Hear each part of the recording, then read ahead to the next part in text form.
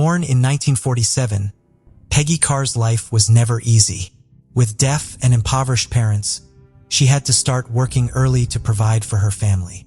Limited by her minimal education, Peggy struggled to find decent jobs. The positions available to her were either poorly paid or hazardous, such as waitressing at remote truck stops.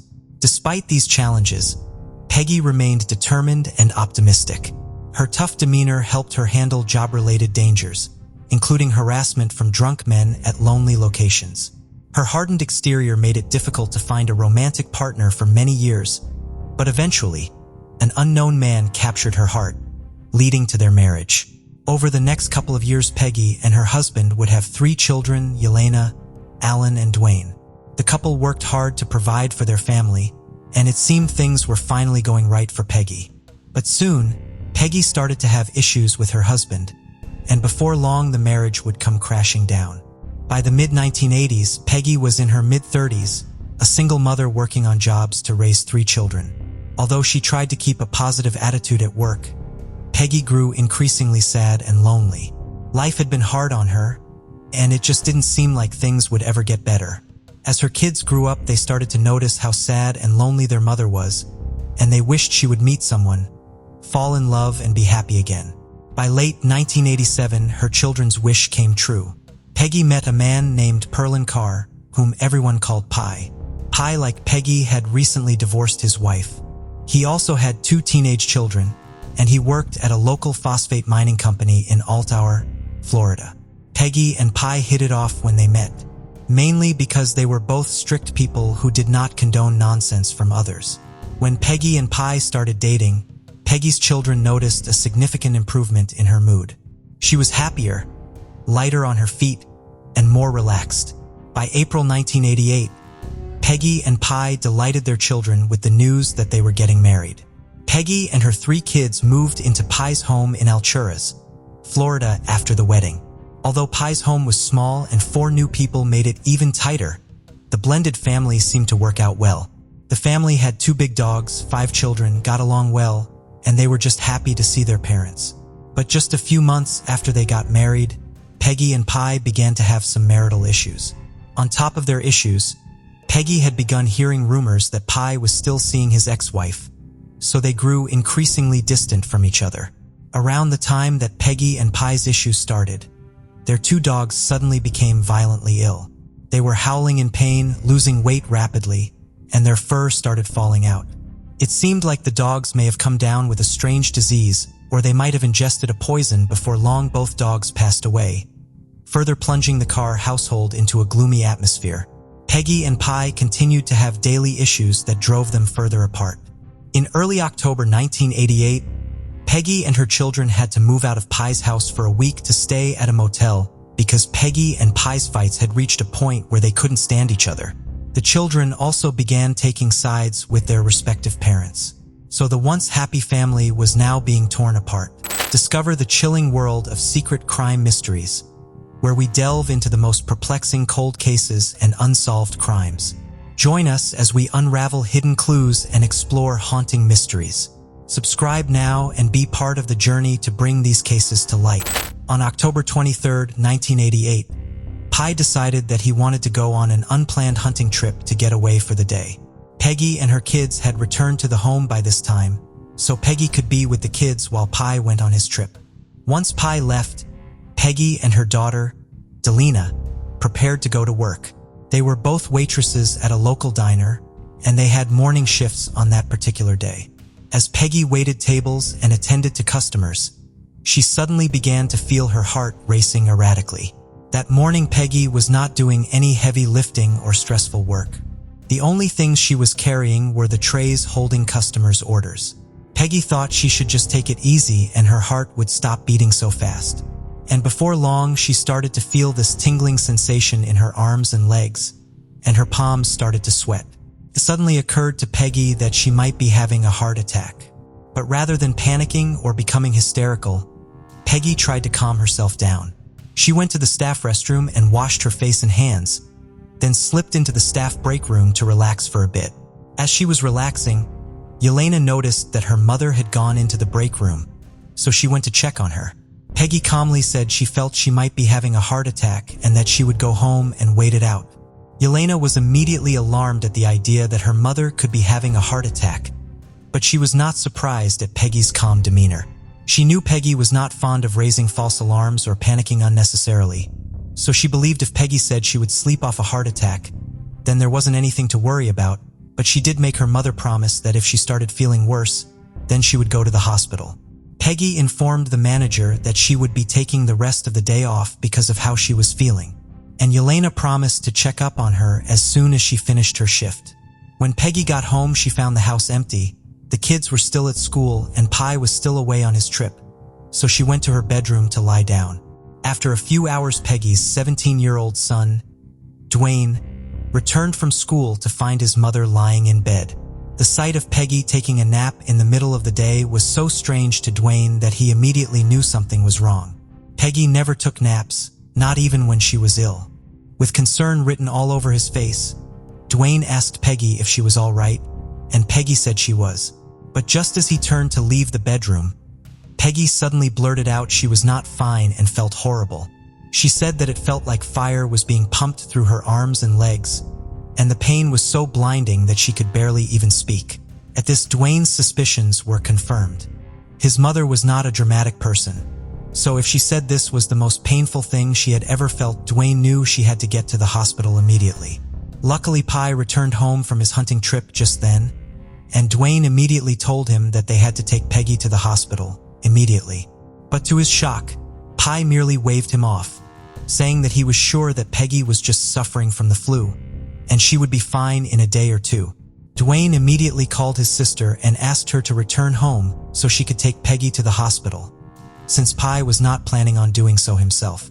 When Yelena arrived at the house, Dwayne had to carry Peggy to the car because her condition had gotten so bad that she could not even walk or stand. When they got to the hospital, Peggy was wheeled into the intensive care unit to begin receiving treatment. And this was where the real problem began, because neither Dwayne nor Yelena had any idea about what might have caused Peggy to feel the way she was. By now, Peggy could only lie down, moaning in pain. Her heart was still racing, her limbs still felt like they were on fire, and she was now nauseous and vomiting. The doctors ran a number of tests on Peggy, trying to determine what was wrong with her, but all the tests were turned negative or showed nothing was wrong with her. This seriously baffled the doctors. Peggy was writhing in pain, and it seemed like her ailment came out of nowhere because they could not find anything wrong with her from the tests they had run. With no better alternative, the doctor decided to keep her in the hospital and observe her. After about 3 days of being in the hospital, Peggy's symptoms seemed to improve. Although she felt bouts of extreme pain in her limbs and her heart was still racing occasionally, she could now talk, eat, and move around a bit. Since she seemed to be on the mend, the doctors decided to discharge her so she could fully recuperate at home. When Peggy got home on October 26, 1988, she lay in bed to recover and she felt herself improving. But within 24 hours, all the symptoms were back again. Much stronger this time. Her arms and legs felt like they were on fire. Her heart was racing. She was nauseous, and she had lost so much weight that she looked like a shadow of herself. But rather than go to the hospital, Peggy's family knew that even the doctors had no idea what was wrong with her, so they thought it might be better for her to stay home. But right before their eyes, it seemed like Peggy was coming apart at the seams. She couldn't walk, talk, eat, or even sleep. She could only lay in bed writhing in pain, and occasionally screaming into her pillow because of the intense pain she was feeling. Finally, on October 30th, her family relented and decided to take her to the hospital again. When Peggy arrived at the hospital, the doctors remembered her from the previous week and also remembered that they had been unable to determine the cause of her symptoms. But just to be sure they were leaving no stone unturned, the doctors decided to run another batch of tests on Peggy to see if they could find something they had earlier missed. They tested for food poisoning, thinking Peggy had ingested something tearing up her insides, and they tested for all the common diseases that might affect a 41-year-old woman, but the test results again showed nothing was wrong with Peggy. Once again, the doctors had no better alternative than to put Peggy in a room and observe her. As Peggy lay in her room, other patients and hospital staff could hear her screams of pure agony echo through the hospital halls.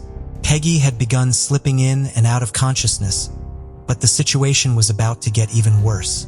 Peggy's son, Dwayne, and Pi's son, 16-year-old Travis, were rushed into the same hospital that Peggy was at. They had suddenly began suffering the same symptoms that Peggy had been suffering for over a week. Like Peggy, the doctors ran several tests on Dwayne and Travis to determine what was wrong with them, but they also came up with nothing. But suddenly, Dr. Robert Van Hook, one of the neurologists working on Peggy, noticed something about their symptoms that immediately stood out to him. Peggy, Dwayne, and Travis were losing their hair, and combined with the other symptoms they were feeling, the neurologist had a hunch that he knew the exact cause of their illness. But first he sent for a very specific test kit to confirm his suspicions. When the test kit arrived and the neurologist tested Peggy, Dwayne, and Travis, the test results were positive. All three had ingested a rare and expensive chemical called thallium-1 nitrate. Thallium-1 nitrate is a tasteless, colorless, odorless metal that was once used in rat poison, but was banned because of how toxic it was to humans. The average human has a small quantity of thallium in their system, but even the slightest increase in that naturally occurring amount can have fatal consequences, with symptoms like severe pain in the hands and legs, nausea, hair loss, weight loss, and erratic heartbeat. Peggy had 50,000 times the naturally occurring amount of thallium in her body, while Dwayne and Travis each had about 20,000 times that amount. Doctors decided to test the rest of the family, and they all had elevated levels of thallium in their system, though not as much as that of Peggy, Dwayne, and Travis. Before the test results, the doctors had not previously considered that Peggy and her son's cases were a potential crime. But with the test results showing that Peggy and her family may have been poisoned, they began to see the case in a new light. The hospital contacted the Polk County Sheriff's Office to let them know about the case and the fact that there was a potential crime at play there. Nobody knew where Peggy and her boys had come into contact with such a rare and expensive chemical. Was it accidental, or were they deliberately poisoned? While the police began their investigation, things looked grim for Peggy. Although there was a cure for thallium poisoning, Peggy's body had been so completely ravaged by the poison that even if treatment had been administered, she would not likely survive. Doctors told her that the only thing they could do was to make her as comfortable as possible while they waited for the poison to take her life. But there was hope for the boys. They could begin receiving treatment, and everyone hoped it would be fast enough to save their lives. A few days after Peggy received the news that she could not be saved, she slipped into a coma. She would remain in the coma for the next 4 months until March 3, 1989, when her family decided to take her off life support. After spending 2 months in the hospital, Dwayne made a full recovery. Travis would remain hospitalized for 6 months before eventually recovering from the poisoning. But tragically, he could never walk again because of the extreme damage the poison had caused to his limbs. For Sheriff Judd from the Polk County Sheriff's Office, Peggy and her son's case was very delicate regardless of whether they were intentionally poisoned. If someone had poisoned them, they had a murder and several attempted murders on their hands, and a killer at large. If they had ingested the poison by accident, then there was the likelihood that the source of the poison was still out there for other altruist residents to ingest. Either way, the stakes were high, so Sheriff Judd was determined to get to the bottom of it. Investigators tested every single item and surface in the Carr house for thallium, but all the results came back negative. Meanwhile, as news got out that the Carr family had been poisoned and the police did not know where the poison came from, panic began to spread throughout Alturas. People were afraid that the poison might have come from their groundwater, or that they could even already be dying and not know about it. So investigators examined the Carr's well water, which was connected to at least 2 other houses, but they found nothing. Also, no one else in the community had come down with the symptoms that Peggy and her son suffered. At this point, Prosecutor John Aguero from the Florida State's Attorney's Office joined the investigation and started to look into pesticides, insecticides, or any other plant spray where thallium might have come from. Alturas had many orange groves, and there might have been thallium in the chemicals used to preserve the trees. But the test results all came back negative. While scouring the Carr house to find what Peggy and her sons could have eaten or drank that could have contained the poison, police discovered their first break in the case: an 8-pack of Coca-Cola bottles with lids that had been tampered with. They immediately sent the bottles for testing, and when the results came back, It showed that the Coca-Cola bottles had high levels of thallium. Someone had put thallium inside the drinks and then replaced the covers. The first obvious lead was that this had become a case of product tampering from the bottling company's end. If it was, there could be a national thallium poisoning crisis because practically everyone drank Coca-Cola. When Alturas residents heard about this new lead, many became scared of drinking Coke. However, as the investigation proceeded, it came out that the poisoning did not come from the bottling company or the stores that sold Coca-Cola and Alturas. This led investigators to one chilling conclusion. The bottles had been tampered with, but it had been done by someone who deliberately targeted the Carr family. The prime suspect was Peggy Carr himself. On October 23rd, the day Peggy had begun experiencing the symptoms, Peggy had suddenly decided to go on a hunting trip that kept him away for most of the day. Investigators believe this might have been the way of trying to cover his tracks. There was also the fact that Peggy worked at a phosphate mining company, so he could have access to a chemical as expensive and rare as thallium. Coupled with the fact that Peggy and Peggy had begun having marital issues, it seemed very possible that Peggy was the one who poisoned Peggy. However, this theory had some loopholes. Peggy and his children had also tested positive for thallium poisoning, meaning they drank from the Coke that Peggy and her children drank. So if Peggy truly wanted Peggy dead, it seemed more realistic that he would have planned it in such a way that she was the only one who ingested the poison. Or at least he would have made sure that his children did not ingest it. Still, police brought Peggy in for questioning. Peggy told them that he knew nothing about how the poison got into his home, swearing that the hunting trip was coincidental. As he was talking, he mentioned something offhandedly that did not seem like a big deal then. But when police followed up on Peggy's tip, they would find the next big clue to help them piece this puzzling case together and discover who had poisoned Peggy and her family. As Peggy sat in the interrogation room trying to defend himself, he suddenly remembered something that happened a few weeks before Peggy fell ill.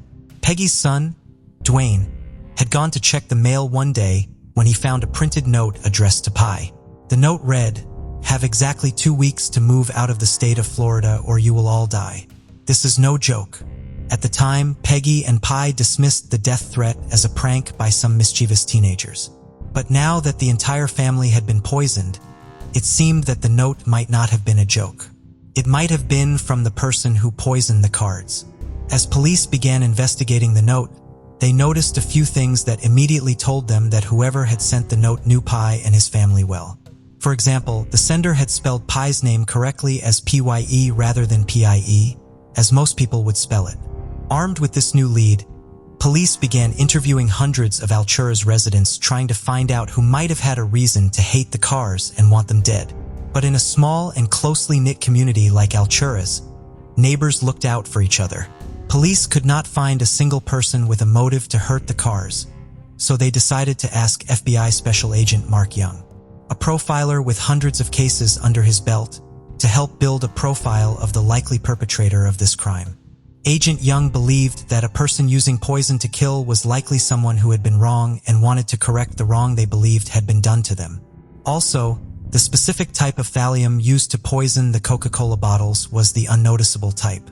It was expensive, not something you could pop into the store and buy. This showed that the perpetrator was intelligent, with a significant knowledge of chemistry. With this in mind, investigators ruled out suspects until they reached the Carrs' neighbors, George Trappel and his wife Diana Carr. George Trappel was born on January 23, 1949. He was a chemist and computer programmer with multiple degrees. His wife Diana Carr, who had no relationship with Picker, was a successful orthopedic surgeon with a private practice in Alturas. While Diana had a very strong personality and was more outgoing, she was a very good. George was a quiet man who barely left the house, but he wasn't always so laid back. In the 1970s, when George was a student at Clemson University, South Carolina, he was fond of doing drugs and was always willing to share his substances with others, with or without their consent.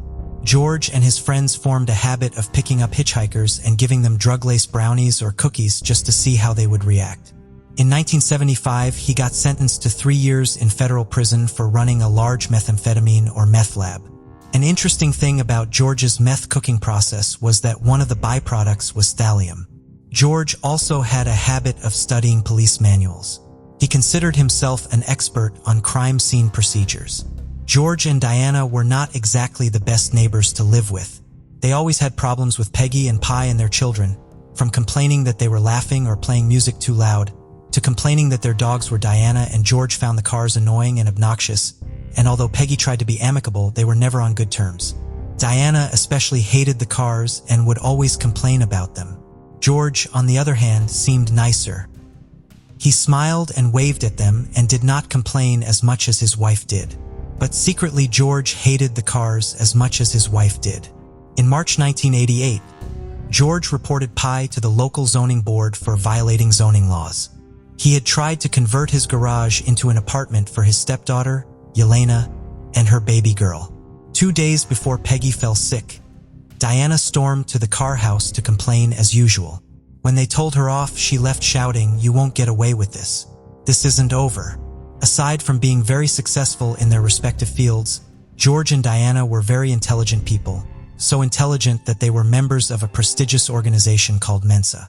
Mensa was founded in 1946 by a barrister named Roland Barrel and his friend Dr. Lance Ware. It is an exclusive club for people who fall within the upper 2% of the general population in a special IQ test and are highly intelligent. To gain entry into Mensa, applicants have to pass a series of special IQ tests, and even passing those tests does not always guarantee admission into the club. When they do get admitted, members regularly hold meetings, discussion panels, debates, seminars, and other hangouts to share ideas and engage in stimulating conversation. Although Mensa was originally based in England, it has branches worldwide. The Florida chapter of Mensa, to which George and Diana belong, regularly held monthly fun, mentally stimulating meetings called Murder Mystery Weekend. Members would take turns planning a crime mystery that the rest of the members would try to solve for an entire weekend. For that weekend, all the members would go to a secluded location, like an inn or hotel, where they would stay and play their parts in solving the murder mystery. In April 1989, a few weeks after Peggy's death, the Mensa Florida chapter welcomed a new member, a middle-aged woman named Sherry Gwen. Sherry had moved to Florida after escaping an abusive marriage in Texas.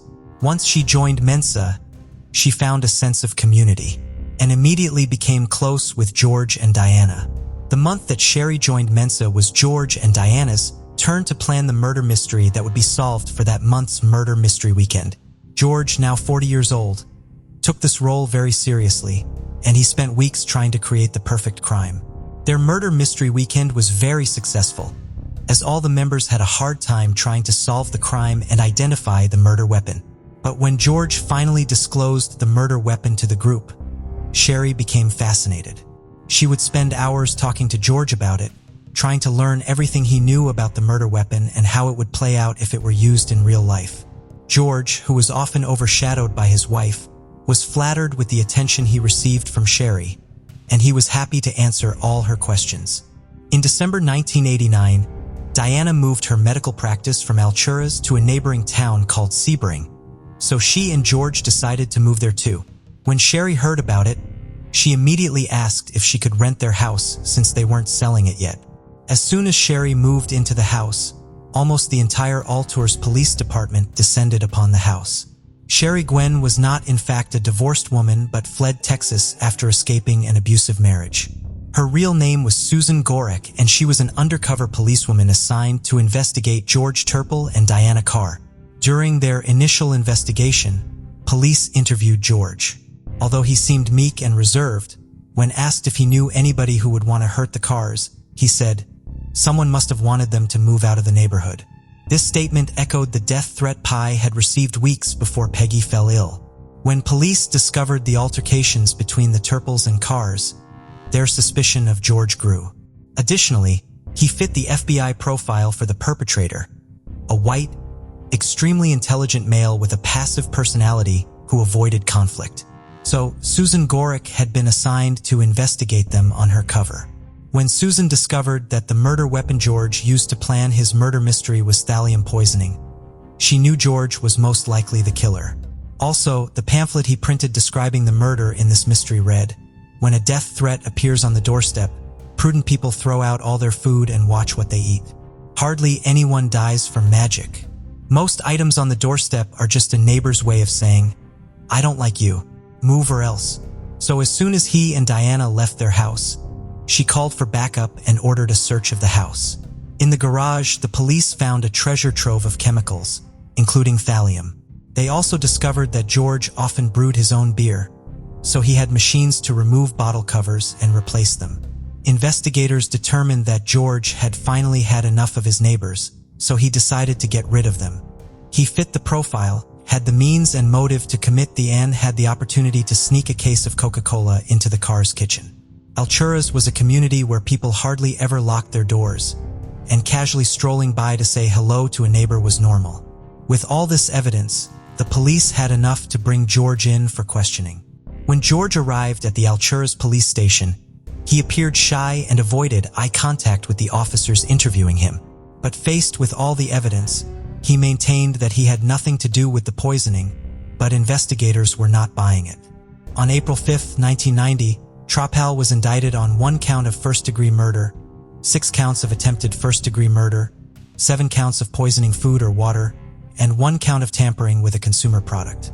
In January 1991, George went on trial for these 15 criminal counts, including first-degree murder, 6 counts of attempted murder, poisoning food or water, and product tampering.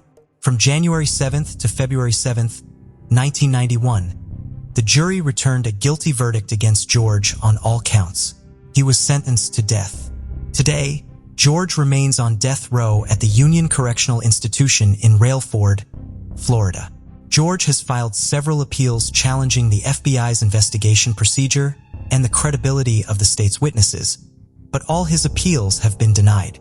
She would eventually divorce George in 1996 and were married. Peggy's children, Alan, Yelena, and Dwayne, have since moved on.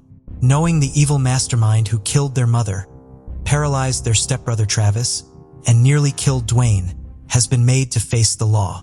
Peggy's life was very difficult for a long time, and just when things were about to start getting good for her, her life was violently snatched by a neighbor who just didn't like her and her family. At least her family can move on, knowing she got justice. But do you think Diana Carr should have also been charged with murder, or at least attempted murder? Let us know in the comments. Before we continue, 90% of you haven't subscribed to our channel, so if you like this video, please subscribe. It motivates us to make more content for you. Okay, let's continue. On July 26, 2022, 41-year-old Aftab Hussein was discovered beside his vehicle on Rhode Island Street in Albuquerque, New Mexico, suffering from multiple gunshot wounds. He succumbed to his injuries. Investigators found that his attacker had concealed themselves behind a bush near the driveway where Aftab usually parked his car. After Aftab exited his vehicle, the shooter fired multiple times from behind the bush.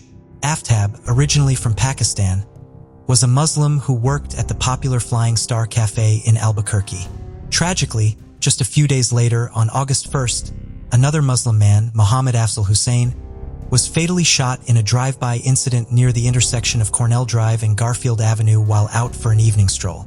His brother had to identify his body and see how distorted the shooting had left Mohammed's face.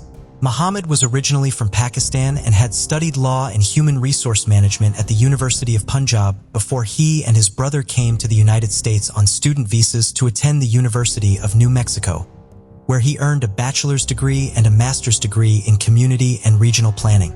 He served as the president of the Graduate and Professional Student Association while working on his master's, a position he won with 72% of the vote.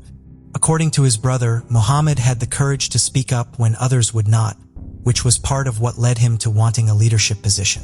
He was working towards obtaining U.S. citizenship and had hopes of a career in politics once he obtained it. At the time of his death, Mohammed was a well-respected member of the planning team for the city of Espanola. He had a 90-minute commute each way to work every day because he chose to live in the same apartment complex as his brother in Albuquerque, so that he could be a major part of his brother's children's lives. Just before he was killed, he had been given the opportunity to live in a house on a 100-acre ranch owned by the city of Espanola, and he was looking forward to this new chapter in his life. The murders of 2 Muslim men in the same city in such a short amount of time raised concerns that the 2 crimes may have been connected, and that Muslim men were being targeted by a killer. Authorities also considered the possibility that a third murder may also have been related. 62-year-old Muhammad Zahir Ahmadi was a Muslim man originally from Afghanistan. On November 7, 2021, he had been shot and killed behind the halal market he ran with his brother. Funeral services and a luncheon were held for Aftab and Muhammad at the Islamic Center of New Mexico on August 5, 2022. Several Albuquerque police cars were stationed nearby at the mosque's request, and the department announced it would be increasing its presence near all the mosques in the city for the time being, in light of the murders. One of the more than 1,000 people in attendance at the services was 25-year-old Naeem Hussain. Naeem had come to the United States as a refugee from Pakistan in 2016, fleeing persecution he faced there as a Shia Muslim. He had been a United States citizen for less than a month. Upon his arrival in the United States, he worked as a truck driver, and once he obtained his U.S. citizenship, he began his own trucking company. He took great pride in his job and worked extra shifts when there were supply chain issues because he knew people were relying on goods being delivered. Even before he was officially a citizen, he loved the United States and its citizens and wanted to help them get critical supplies. He was a hard worker who supported himself as well as his family back in Pakistan. He was working to bring his wife to America and looking into purchasing property in Virginia. His brother-in-law described him as the most generous, kind, giving, patient, and down-to-earth person that I could ever meet. Following the funeral, Naeem made plans to meet up with some friends, who also worked as truck drivers, at his apartment, but he never showed up. His friends left his apartment to attend holiday services for Muharram at a Shiite mosque, but Naeem did not show up at the mosque either. He was not answering phone calls or texts, so his friends used an app they utilized to track each other's movements while they were driving their trucks to try to find him. The app showed that Naeem's vehicle was near the intersection of Truman Street and Grand Avenue. His friends arrived at that location around 11:20 p.m. They found Naeem's white 2020 Toyota 4Runner in the parking lot of Lutheran Family Services, where Naeem had previously worked with other refugees as a caseworker, helping them resettle in the area. The vehicle's engine was running and its lights were on. When they got closer, his friends discovered Naeem's body slumped across the front seat, which was covered in his blood. By this time, the Muslim community in Albuquerque was in a state of panic and feeling as though they were being targeted. Some people tried to leave the city and others would not leave their homes. When they did go out, many people chose to travel in groups. The Islamic Center of New Mexico issued a public warning for its members to be cautious, and the governor of New Mexico sent additional state police to Albuquerque after Naeem's murder. The Albuquerque police increased their presence at local mosques, the University of New Mexico, and Muslim-affiliated schools. The amount of fear the murders inspired in the community also inspired community action, which ultimately led to the arrest of a suspect. Hundreds of tips were called in to authorities, and residents who lived near the crime scenes voluntarily uploaded footage from their home surveillance cameras to a portal for law enforcement to examine. This effort resulted in police finding footage of one of the murders, with gunshots appearing on the video, which then showed a vehicle speeding away from the scene. Authorities released an image of a dark silver sedan, which they believed was most likely a Volkswagen Jetta, to the public. The car was described as a vehicle of interest in the 4 murders. The FBI and the Albuquerque police subsequently received numerous tips about a possible suspect who drove such a vehicle. 51-year-old Muhammad Syed. Syed was arrested by FBI agents and Albuquerque police detectives near Santa Rosa, New Mexico, more than 100 miles east of Albuquerque on August 9, 2022. He was driving his Volkswagen Jetta at the time. He claimed he had been going to Texas to look for a new place for his family to live. He cited the unsafe conditions for Muslims in Albuquerque, illustrated by the 4 murders, as his motivation for wanting to move. At this time, he was charged with just 2 murders, the killings of Abtab Hussain and Muhammad Afzal Hussain. Prior to his arrest, investigators had learned that Syed and one of his sons had purchased multiple firearms and firearm accessories from several gun shops in Albuquerque, with the first purchase recorded in January of 2021. 2 of the firearms they purchased were of the same calibers as weapons used in the murders. While searching the Jetta, police found numerous bullet casings. Testing revealed that 2 of them were a match to a casing found at the scene of Muhammad Afzal Hussain's murder. Syed's home was searched at the time of his arrest, and further evidence tying him to the murders was discovered. Numerous firearms were located and collected for testing. A rifle found underneath Syed's bed was found to be the weapon used to kill both Aftab Hussain and Muhammad Afzal Hussain. Syed and his family came to the United States from Afghanistan in 2016. He worked as a truck driver, although apparently not on a regular basis, and the family struggled financially. He was married and had 6 children. His wife and children were the alleged victims of numerous incidents of domestic violence that received police attention. Syed had been arrested on misdemeanor offenses related to these incidents, but the charges were always dropped. Syed's daughter Lubna was a frequent alleged victim of her father's violence over issues like her refusal to allow one of her brothers to chaperone her when she attended college classes and her relationship with the man who would become her husband. She told CNN that her father was initially angry over her 2018 marriage, but had come to be more accepting of it. Her husband was friends with both Aftab Hussain and Naeem Hussain. She did not believe that her father could be a murderer, despite his history of violence. Authorities stated that they found evidence during the search of Syed's home that he knew the 4 victims in at least some capacity, and that they believed interpersonal conflict played a part in the motivation for the murders. Syed had a previous known conflict with the first suspected victim, Muhammad Ahmadi. 2 years prior to his murder, Muhammad had confronted Syed over a suspected food stamp fraud scheme he was trying to carry out at the market Muhammad co-owned with his brother. Syed allegedly purchased large amounts of rice from the market using food stamps and then tried to return it for cash. According to his brother, Muhammad confronted Syed and then refused to let him into the market at all because he did not like dishonest people and would not participate in fraudulent activity. Syed returned to the market at least 3 times to threaten the family and would sit outside the building in his car after being forced to leave. In early 2020, Muhammad and his wife left Friday services at the Islamic Center of New Mexico to find that 2 of the tires on their car had been slashed. Security footage from the mosque showed someone slashing the tires, and the mosque reportedly identified Syed as the culprit. He was then banned from the center. On August 22, 2022, Syed was also charged with the murder of Naeem Hussain. This charge stemmed from the surveillance video of a car similar to Syed's fleeing the scene of the shooting. Ballistics testing also tied Syed to the crime. Syed has so far not been charged with the murder of Muhammad Ahmadi, but investigators have stated that he is the prime suspect in that case. Syed's son, 21-year-old Shaheen Syed, has also faced legal troubles connected to his father's arrest. He was arrested the same day as his father, August 9th, and charged with providing false information when he purchased a firearm in 2021. While purchasing 2 military-style assault rifles at a firearms dealer in Albuquerque, Syed provided an address in Florida on the transaction record, despite not living at the address. In November 2022, he agreed to a plea deal in which he pled guilty and was given a sentence equal to the amount of time he had spent in federal custody since his arrest.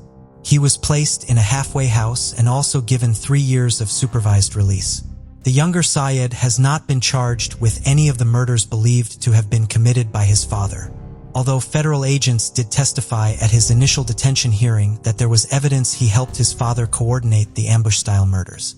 Shaheen accompanied his father to the gun store to pick up 2 AK-type weapons, one of which was later used in the murders of Aftab Hussain and Muhammad Afzal Hussain. He also went with him to a custom gunsmithing shop where an optical scope was attached to one of their rifles. This work was done on August 1, 2022, just 6 hours prior to the murder of Muhammad Afzal Hussain. Cell phone records also indicate that father and son were cooperating leading up to the murder of Naeem Hussain. The elder Syed followed Naeem from the Islamic Center of New Mexico, where he had attended services for 2 of the other murder victims, to Lutheran Family Services.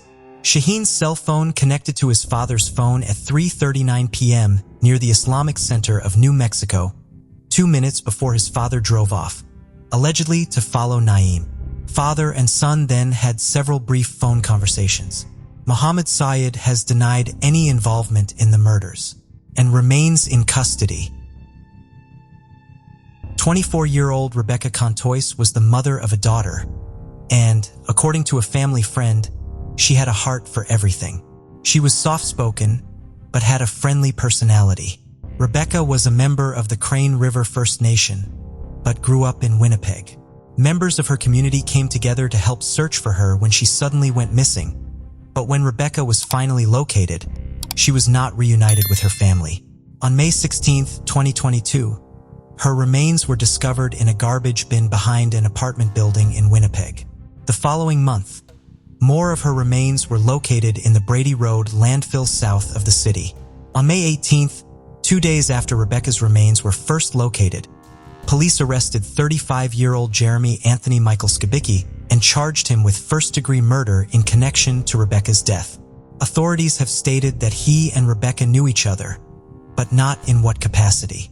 They also revealed that they believed there was a possibility that Skibicki had other victims. The extent of the crimes believed to have been committed by Skibicki would not be known for several months. On December 1st, 2022, the Winnipeg Police Service released a press release announcing that Skibicki was now being charged with 3 more counts of first-degree murder, bringing the total of such charges he now faces up to 4. The remains of the other 3 victims have not been located. Winnipeg Police Chief Danny Smythe has stated that their remains are most likely in the landfill where some of Rebecca's remains were located, but police will not be able to search the site because of its massive size. Still, police say that they have enough evidence to recommend charges of first-degree murder for the killings. They also have stated that DNA played a role in this investigation, but have so far not elaborated on how it was used. Due to the ongoing proceedings, they are limited in what information can be released to the public. It is now believed that Rebecca Contois was Skibicki's final victim. The identity of the woman believed to have been Skibicki's first alleged victim has not been determined. Investigators believe she was most likely an Indigenous woman in her 20s and that she was killed around March 15th of 2022. They have released an image of a reversible baby fat brand coat with fur trim, similar to one they believe she owned, and asked anyone who recognizes it and could identify its owner to contact them. The other 2 alleged victims had been identified as 39-year-old Morgan Beatrice Harris and 26-year-old Mercedes Myron. Both women were members of the Long Plain First Nation. It is believed that Morgan was killed on May 1st, 2022, the last day she was seen alive. Morgan was a mother of 5 and a grandmother of 1. She had a strong spirit and was afraid of no one. I want her to be remembered as happy-go-lucky as she was. She was silly, she was fun. People loved to be around her, her daughter Cambria has said. Morgan was homeless at the time of her death, and according to Cambria, when they were out looking for her while she was missing, every person they talked to knew who Morgan was, and no one had a bad thing to say about her. Cambria has been critical of the decision to not further search the landfill for remains, calling the choice disgusting. She believes her mother and the other victims deserve to be brought home. Mercedes is believed to have been killed on May 4th. She had been missing since March, last seen in Winnipeg's North End. She had been living on the streets at the time. Her grandmother, Donna Bartlett, had made appeals to the public trying to find her. A motive for the killings has not been determined. Although Skibicki showed support for openly racist organizations and conspiracy theories on his social media accounts. All of his alleged victims were Indigenous women, although investigators have stated that they cannot be certain if this was intentional or coincidence at this time. Skibicki's ex-wife had been granted a 3-year order of protection against him in September of 2019. Skibicki has been in custody since his arrest for Rebecca's murder in May, and remains at Milner Ridge Correctional Center. He appeared in court on December 2, 2022, where he was directly indicted on the 4 counts of first-degree murder, meaning the case will proceed directly to trial without a preliminary hearing. Skibicki's lawyer says that his client will be pleading not guilty to all of the charges against him. Between March of 1990 and February of 1991, the St. Louis area saw a string of murders attributed to a murderer who came to be known as the Package Killer. This moniker stemmed from the fact that the victims were all found in public areas in large visible containers. 2 victims were found in garbage cans, 1 in a wooden box, and 1 in between 2 mattresses. All of the murders had connections to an area of South St. Louis, known for sex work at the time. The victims were Robin Myhin, 18, Donna Reitmeyer, 40, Brenda Pruitt, 27, and Sandy Little, 21. Robin, Brenda, and Sandy all had young children when they were killed. Sandy's body was the last to be discovered in February of 1991. At that time, the St. Louis Major Case Squad made an arrangement with the FBI. They agreed that the next time the body of a suspected victim of the package killer was found, they would seal off the crime scene and wait for the FBI to arrive and process the evidence. However, there were no more victims and therefore no new pieces of evidence in the case, which then went cold for more than 3 decades. Sandy Little's body had been discovered in O'Fallon, Missouri, giving police there the authority to investigate the case. O'Fallon Police Detective Jody Weber reopened the case in 2008 and worked on it for 14 years before it was finally solved. Technology did not advance to the point where DNA evidence could be identified on any of the evidence in the case until 2022. Even then, some of the DNA evidence had been compromised, and Sandy Little's now-adult son, Chris Day Jr., had to provide a sample of his DNA to confirm that his mother's DNA was on the same item as the DNA of her alleged killer. Police reportedly have 4 pieces of physical evidence tied to both the alleged killer and to 3 of the victims through DNA. Once the DNA profile of the killer was developed, finding out who it belonged to proved to be very simple. A match was found during a search of the FBI's combined DNA index system because the alleged killer was incarcerated. On September 19, 2022, prosecutors announced that the package killer had been identified as 73-year-old Gary Muehlberg, an inmate at the Potosi Correctional Center in southeastern Missouri, who was serving life without the possibility of parole for the 1993 murder of a man named Kenneth Atchison. Kenneth was an acquaintance of Muehlberg's who wanted to buy a car from him. Muehlberg killed him, took the money he was going to pay for the car, and hid his body in a makeshift coffin in his basement. The DNA evidence connected Muehlberg to the murders of Robin, Sandy, and Brenda. Detective Weber went to the prison to confront him with this evidence in the summer of 2022. Once prosecutors agreed that he would not face the death penalty, Muehlberg began cooperating with them. He confessed to murdering Robin, Sandy, and Brenda. He also admitted to killing Donna, whose murder was suspected to have been committed by the package killer, but never definitively tied to the other murders until this confession. In addition, Muehlberg claimed that he killed a 5th woman whose name he does not remember. He says that after he killed her, he put her body in a metal barrel, which he left at a self-service car wash. Authorities are working to try to identify this woman and determine what became of her body. Muehlberg is currently facing 4 charges of first-degree murder in the cases of Brenda, Donna, Sandy, and Robin. In a phone interview after his confession, Muehlberg stated that he did not know why he started or stopped his killing spree, as he had paid many other women for sex, but had not killed them. He tried to claim that he confessed to try to do something positive for the victims' families, an assertion that is not supported by the fact that he did not choose to admit to his crimes until he was confronted with physical evidence tying him to them and he knew he would be facing charges. He also wants to quickly confess to and be sentenced for his crimes in court, claiming he wants to spare the victims' families the stress of a trial. However, those who know him say he is most likely more concerned with losing his cell on the honor block in the correctional facility if he is away facing trial for too long. None of the relatives of Muehlberg's victims, who have spoken publicly since Muehlberg's identification, believe he thinks about anyone but himself. At the time of their murders, 42-year-old Vita Hicks, 44-year-old Diane Nelms, 37-year-old Cheryl Ray, and 37-year-old Janice Cox were local sex workers. The only known detail about their lives was their addiction to crack cocaine. On August 1, 1995, Detective De La Torriente from the Miami Police Department arrived at the scene where 42-year-old Vita Hicks' body was discovered. He encountered a growing crowd of onlookers and nearby homeless individuals. Vita's body was found on the ground, burned from the waist up, wearing a mesh shirt and shorts severely scorched to the point where the mesh pattern was imprinted on her skin. Additionally, she had sustained a blow to the head.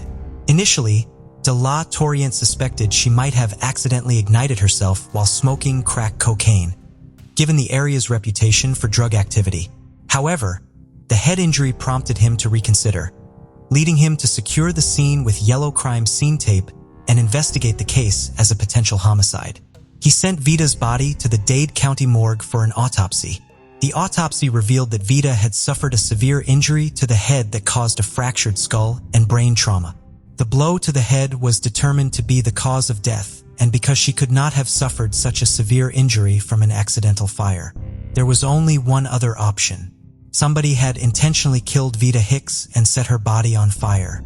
2 months later, on October 1995, a worker at the Albuquerque produce market opened a bay door and stumbled upon a dead body. Detective Frank Castillo from the Miami Police Department and some officers responded to the scene less than 30 feet from where Vita Hicks' body was found. They identified the body as belonging to 44-year-old Diane. She was lying face up and appeared to have the same injuries as Vita, injuries to the face and head, a torso that appeared to be burnt.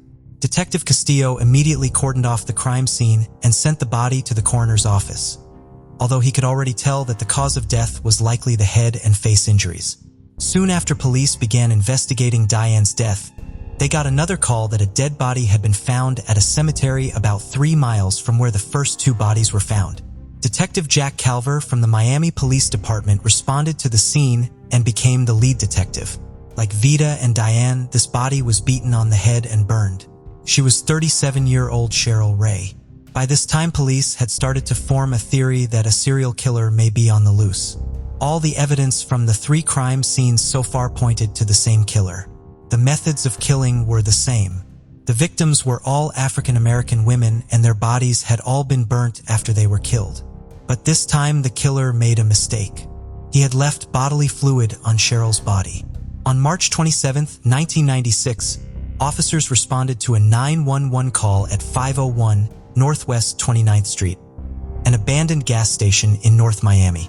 There was a partially nude dead woman lying on the floor, and her name was Janice Cox. The crime scene bore the same now familiar trademark as the previous scenes, wounds to the head and a burnt body. This time, however, Janice was lying next to a pool of transmission fluid. The coroner confirmed the cause of death as a fatal blow to the head. Inside the building at the gas station, the floor around Janice's body was littered with ceiling tiles that had fallen some time before Janice wound up there. This seemingly unimportant detail would be the break the detectives handling the 4 homicides would need to crack the case wide open. The ceiling tiles that the investigators found at the Janice Cox crime scene had landed with the white side up. The killer appeared to have stepped on the pool of transmission fluid found near Janice's body and then stepped on the ceiling tiles. According to Detective Nelson Andrejo, one of the lead detectives in the case, the footprints were fresh, meaning they were likely the killer's footprints.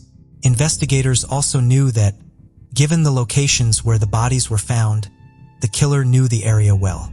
During their investigation, police interviewed over 500 people, including passersby, friends, and families of the victims.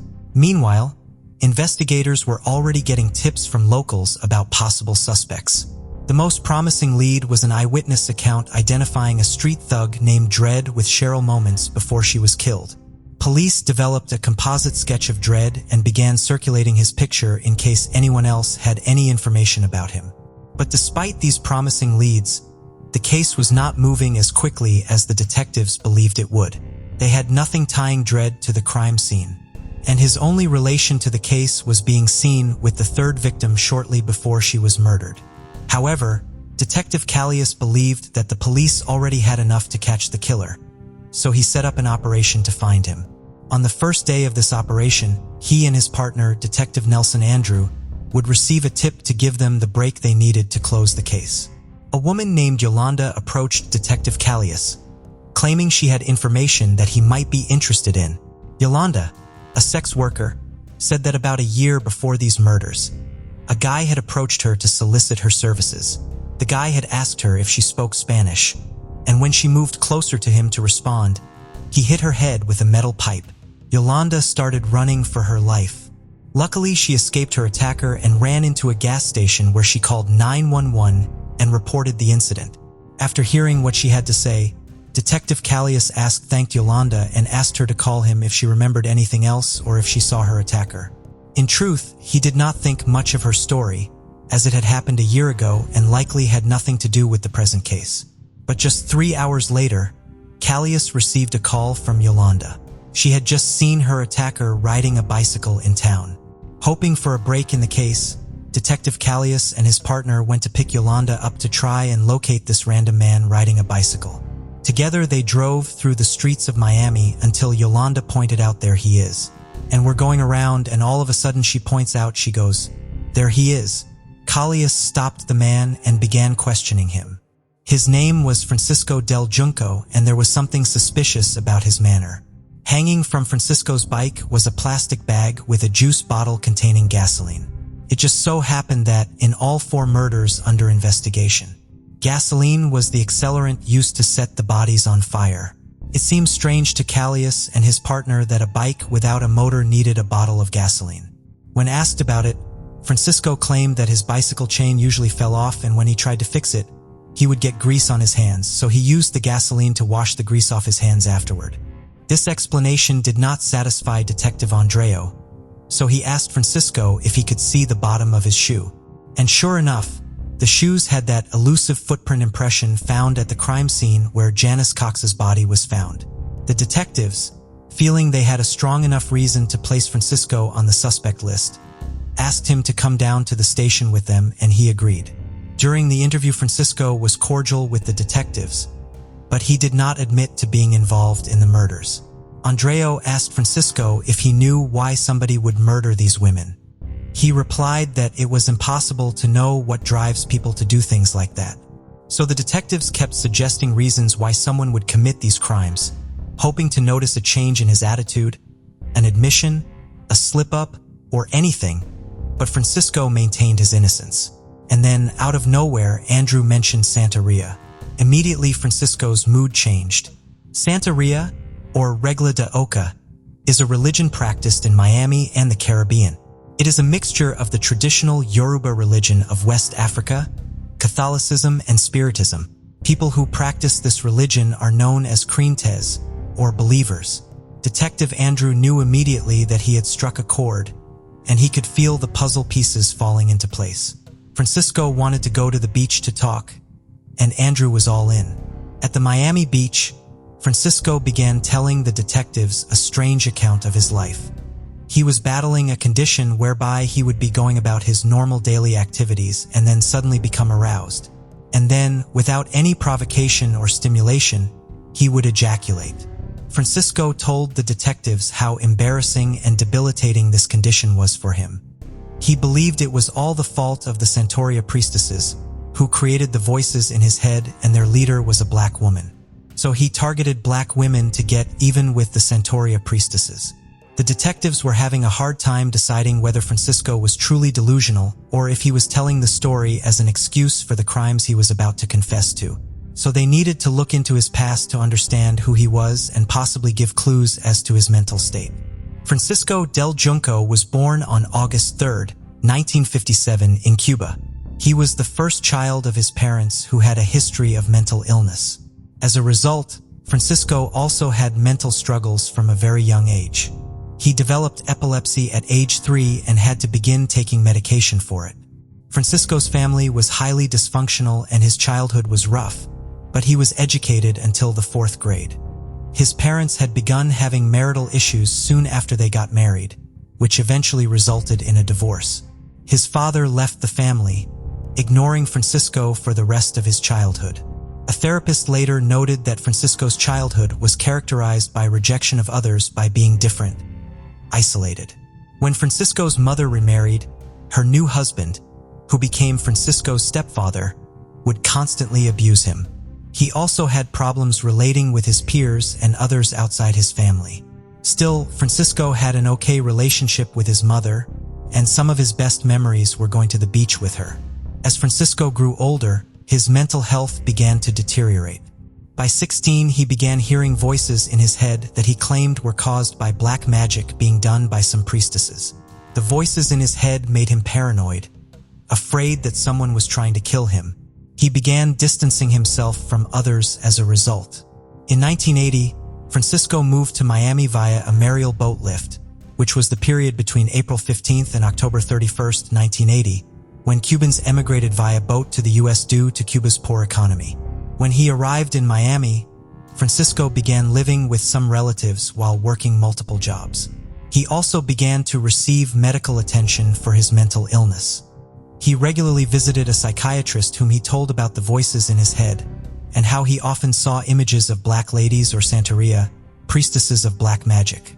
He also told a psychiatrist that he often had homicidal thoughts because he was delusional and expressed his frustration about being unable to channel his energy like he wanted to. In 1987, when he was 30 years old, Francisco was admitted to a mental health clinic for the first time. He was admitted again in 1988 and 1992, when he was 31 and 35 respectively. Meanwhile, Francisco held different jobs to support himself. His last job was at Dan Marino's Sports Bar and Grill in Coconut Grove. His employers regarded him as a quiet but model employee. He worked hard, was never late, and often rode to work on his bicycle. As an adult, Francisco had overcome some of his childhood awkwardness and could engage in casual romantic relationships. He deliberately avoided getting into any serious relationship because he knew the problems he was dealing with and he did not want any further complications in his life. Between when he was first admitted in 1987 and 1995, he had several run-ins with police for petty crimes ranging from assaulting an officer to burglary, loitering, and theft. On one occasion in 1987, Francisco swung a chain at one police officer and attempted to take a gun from another while shouting in Spanish, "Long live Fidel." Long live communism. But despite Francisco's priors, the judge deemed him not a threat to society, mostly because of the guarded prognosis he had received from his psychiatrist. A guarded prognosis for Francisco meant that the psychiatrist did not have enough information to accurately determine whether or not Francisco could be a threat to the community in the future. The fact that Francisco missed his last appointment scheduled for January 1993 with his psychiatrist did not stop the psychiatrist from administering the guarded prognosis. The fact that Francisco missed his last appointment scheduled for January 1993 with his psychiatrist did not stop the psychiatrist from administering the guarded prognosis. The judge, relying on this, ruled that Francisco would not threaten society. Perhaps if Francisco had not missed that last appointment, the psychiatrist might have had a different opinion, which might have influenced the judge differently. He did miss the appointment, and so when his victims met him, they believed they would get free drugs in exchange for their services. But what they couldn't possibly have known at the time was that the man soliciting their services in exchange for drugs would be the last client they would ever take. Francisco confessed to Detective Andreo and Detective Callias that he did not commit the murders because he was a racist, but rather because he got a sense of. However, the detectives were still skeptical about his confession, so they needed to verify his account by asking him questions about the murders that only the killer would know. Francisco decided to revisit all the crime scenes to show the detectives that he was not lying. The first stop was where he placed the second body, the Produce Market, near the railway tracks. Next, Francisco led the detectives to the cemetery where Cheryl Ray's body was found. There he demonstrated how he carried out the crime in detail and explained how he lured his other victims to a secluded area before killing them. With this, the detectives believed he was telling the truth. Meanwhile, the detectives could not eliminate Francisco's boots as the one that made the footprints at the Janice Cox crime scene, meaning it could have been him. The final nail in the coffin for Francisco is the DNA from the body fluid recovered at the Cheryl Ray crime scene.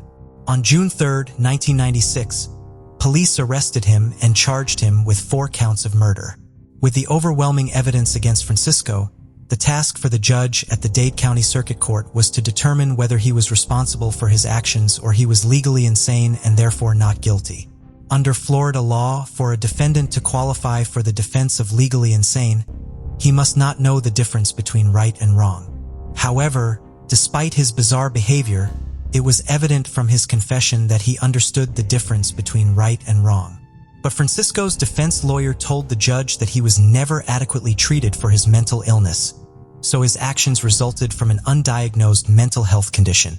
After a 6-week trial that began in May 2003, Miami-Dade County Judge Alex Ferrer found Francisco Del Junco guilty of 4 counts of first-degree murder. He was not eligible for the death sentence because of his mental illness, so he received 4 concurrent life sentences without the possibility of parole. Now 66 years old, Francisco Del Junco, is serving his sentence at the Miami-Dade County Jail.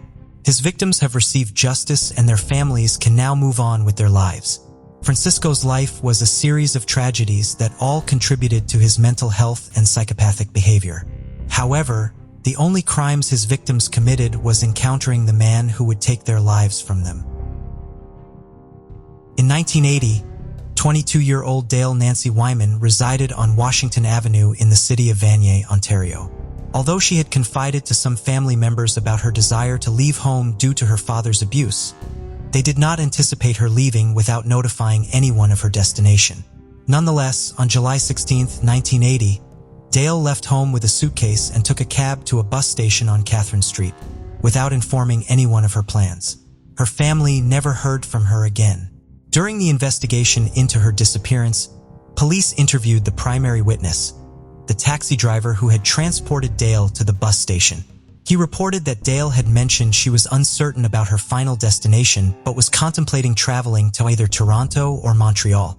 He also said that when he went inside the bus terminal, after dropping Dale off to get a cup of coffee, he had seen Dale talking with two other young adults who have never been identified. Tips called into police placed Dale in Alberta in 1991 and Toronto in 1992, but the sightings were never substantiated. Dale's family received a phone call from a hospital in Saskatoon trying to locate the family of an individual in their care, but this did not lead them to Dale. This call did lead to retired RCMP officer Linda Davidson, who is now the director of an organization called Murdered Unidentified Cold Case Investigations, investigating hospital records and unidentified remains from this area, when she began working on the case as a private investigator decades later.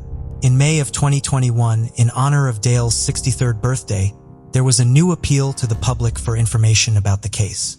Police in Ottawa released a new age progress sketch of what Dale might look like, along with a video message recorded by Dale's sister, Brenda Larsh. In it, Brenda stated, "Dale is deeply missed by her brother and two sisters. Our hearts hold an empty space for her, and we pray and hope that someone may remember her in any way. Please help us to resolve this and find some peace and closure. Thank you, and God bless for any tips brought forward." Brenda also spoke directly to her sister in case she saw the message, saying that she loved her and wishing her a happy birthday. It would be this effort that would ultimately lead to the resolution of Dale's case.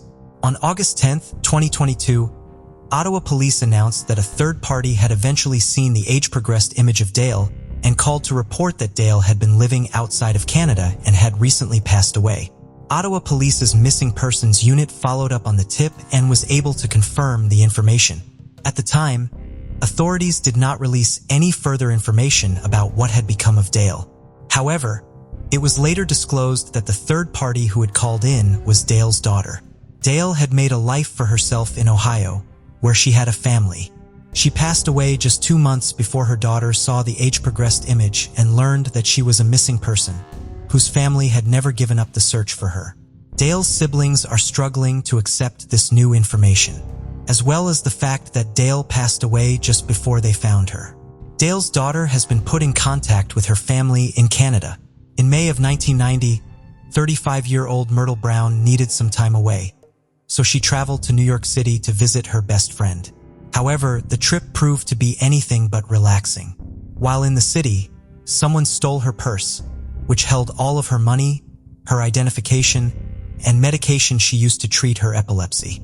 Myrtle called her mother back home to tell her about the robbery. She also mentioned that she was not feeling well, and that she would have to find a hospital where she could obtain an emergency refill on her prescription. Myrtle's family never heard from her again. They reported her missing and went to New York, where they spent weeks visiting hospitals and police stations looking for her with no success. They had to return home without answers, and decades would pass with no information about what became of Myrtle. Myrtle's daughter Ebony, who was just 13 years old when her mother went missing, struggled with going through the milestones in her life without her mother, especially because she did not know for sure if her mother was absent from her life voluntarily or not. Myrtle's family would not receive any new information about her case for more than 30 years. In April of 2022, the month before the 32nd anniversary of Myrtle's disappearance, Myrtle's brother Robert was watching NBC's Nightly News with Lester Holt. The show aired a segment about a cold case squad working out of the New York City office of the chief medical examiner to determine the identities of more than 1,200 unidentified sets of remains located in New York City over the course of the past several decades. During the segment, Robert saw one facial reconstruction that he believed looked like his sister. He decided to contact the unit to see if they could help him determine if the woman depicted in the reconstruction could be Myrtle. Dr. Angela Solar, the assistant director of forensic anthropology, and her team began looking into Myrtle's case. The woman in the reconstruction that initially inspired Robert to call was proven not to be Myrtle, but Dr. Solar and her team continued researching to see if Myrtle was in fact one of the unidentified individuals in their caseload. Using Myrtle's physical details and the timing of her disappearance, the team was able to identify a potential match after more than 2 months of work. Dr. Solar notified Robert and Ebony about the potential match over a phone call. To see if they were correct, the team had to send them a photograph of an unidentified individual taken after they had passed away. When Ebony and Robert saw the photograph, they were able to confirm that the woman was Myrtle. Her family finally learned the details of what had happened to her. Myrtle had suffered a seizure while waiting in the emergency room at Kings County Hospital and passed away. However, she died during a brief period of bureaucratic limbo that prevented her from being quickly identified and her family from being notified of her death. She had not yet registered with or been admitted to the hospital, so when her family searched for her, there was not a record of her being a patient there. Since her purse had been stolen, she had no identification with her when she died. Internal records do show that she did provide her name and date of birth to the hospital when she arrived to the emergency room, which helped the cold case unit identify her more than 30 years later. The Brown family was able to hold a virtual memorial for Myrtle after she was identified. They say that they now have peace knowing what happened to Myrtle. Paul McGinty, originally from Mont Charles in County Donegal, Ireland, was one of 9 siblings. Like many Irish men, he moved to England for work in the 1960s, spending time in London before relocating to Coventry, where he supported himself through construction work. In 1991, at the age of 51, Paul was facing a tough period, having become unemployed. Despite managing to pay his rent, he suddenly disappeared on April 8th, leaving all his belongings behind. Although Paul's friends attempted to prompt local authorities to investigate his disappearance, the police showed little interest in the case. Even though Paul no longer lived nearby, he had maintained contact with his family in Ireland. His sister Eileen saw him in person for the last time in 1987, when he came home to attend their brother's funeral. They would call each other for Christmas and Easter, and a few times in between each year. When she called the home where he had been staying one day in 1991, his landlord informed her that Paul had gone missing. Eileen would be the only one of Paul's siblings to live long enough to see his disappearance solved more than 30 years later. On April 18, 1991, a man's body was found in Bracetown, County Meath. Foul play was not suspected in his death, but the man had no identification on him. And since his identity was unknown, his next of kin could not be notified of his death. The man had been seen around the county in the week previous, talking with locals at a pub and attending a Gaelic Athletic Association match, but no one who had seen or interacted with him knew his name. He had looked disheveled and had been living as a transient once he arrived in the area. The man's body was photographed, as were his belongings, including the gray herringbone coat he had been found wearing and the St. Christopher medal he carried with him. 7 months of investigation did not uncover the man's identity. He was then buried in a grave marked only by a small stone in St. Mary's Cemetery in Navan. A renewed effort to learn the unidentified man's identity began in 2021. His remains were exhumed in hopes of collecting a DNA sample, but things did not go according to plan. Forensic Science Ireland ultimately concluded that a usable DNA sample could not be collected, which can sometimes happen based on circumstances during the exhumation or the extent or nature of how the bones had degraded. Investigators then turned to the other evidence they had in an effort to solve the case. The man's body had been discovered within a day or two of his death, meaning it had not yet decomposed very much. so the photographs investigators took of his body, at the time it was found, gave a good idea of what the man had looked like in life. Because the photographs were such high quality, they were sent to a forensic artist who drew an image of what the man would have looked like before his death. This image was subsequently shown on the RTE television program Crime Call in hopes that someone would recognize him. A man named Michael Leonard happened to be watching the program the night it aired in his home in County Donegal. He nearly fell out of his chair when he saw the artist rendering on the screen, as he immediately recognized it as Paul McGinty. Michael had met Paul decades earlier when Paul and Michael's brother John worked together in Coventry. John had seen Paul just the day before he disappeared. Other members of the Leonard family had met Paul as well, and they had all never forgotten him, wondering what had become of him in the decades after he disappeared, when Michael told the other members of his family about the composite image. Theo also recognized it as Paul upon seeing it. Michael then went to see Paul's sister Eileen to show her the image, and she too immediately recognized it as her brother. She went to the authorities to begin the process of confirming the identification. In November of 2022, a coroner's inquest was held in Mead Coroner's Court, outlining the details of the case and formally identifying the previously unidentified man, found in April of 1991 as Paul McGinty. It is unknown what brought Paul to County Mead, as he had no known ties there. His lone surviving sibling, his sister Eileen, who is now in her 80s, was able to attend the inquest and see her brother's case officially solved after more than 3 decades.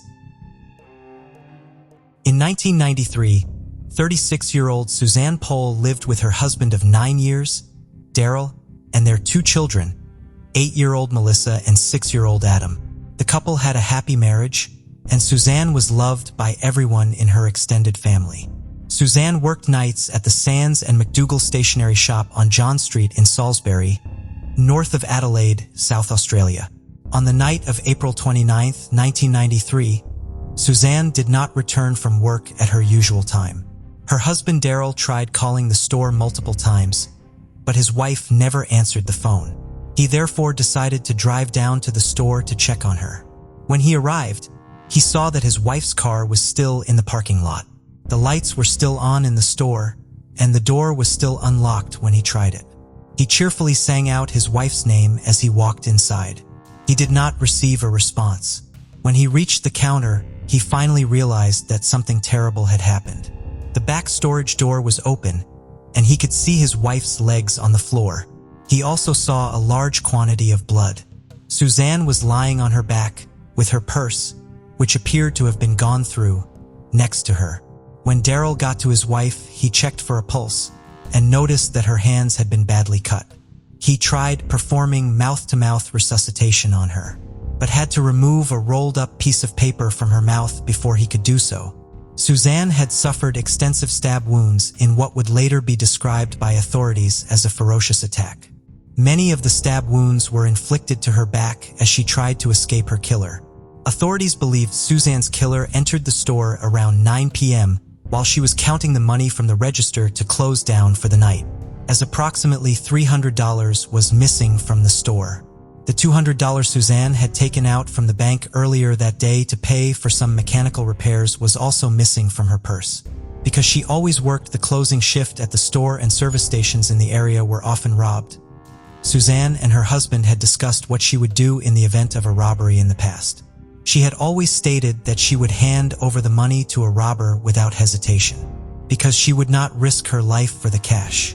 Despite an extensive police investigation, Suzanne's case went cold. It would be more than 26 years before an arrest was made in the case.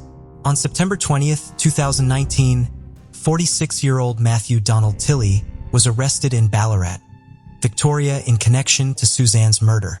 He was subsequently extradited to South Australia to face the murder charge. He pled not guilty. Following Tilley's arrest, Suzanne's daughter Melissa released a statement thanking the police and expressing some of the complex emotions the arrest had brought on for her and her family.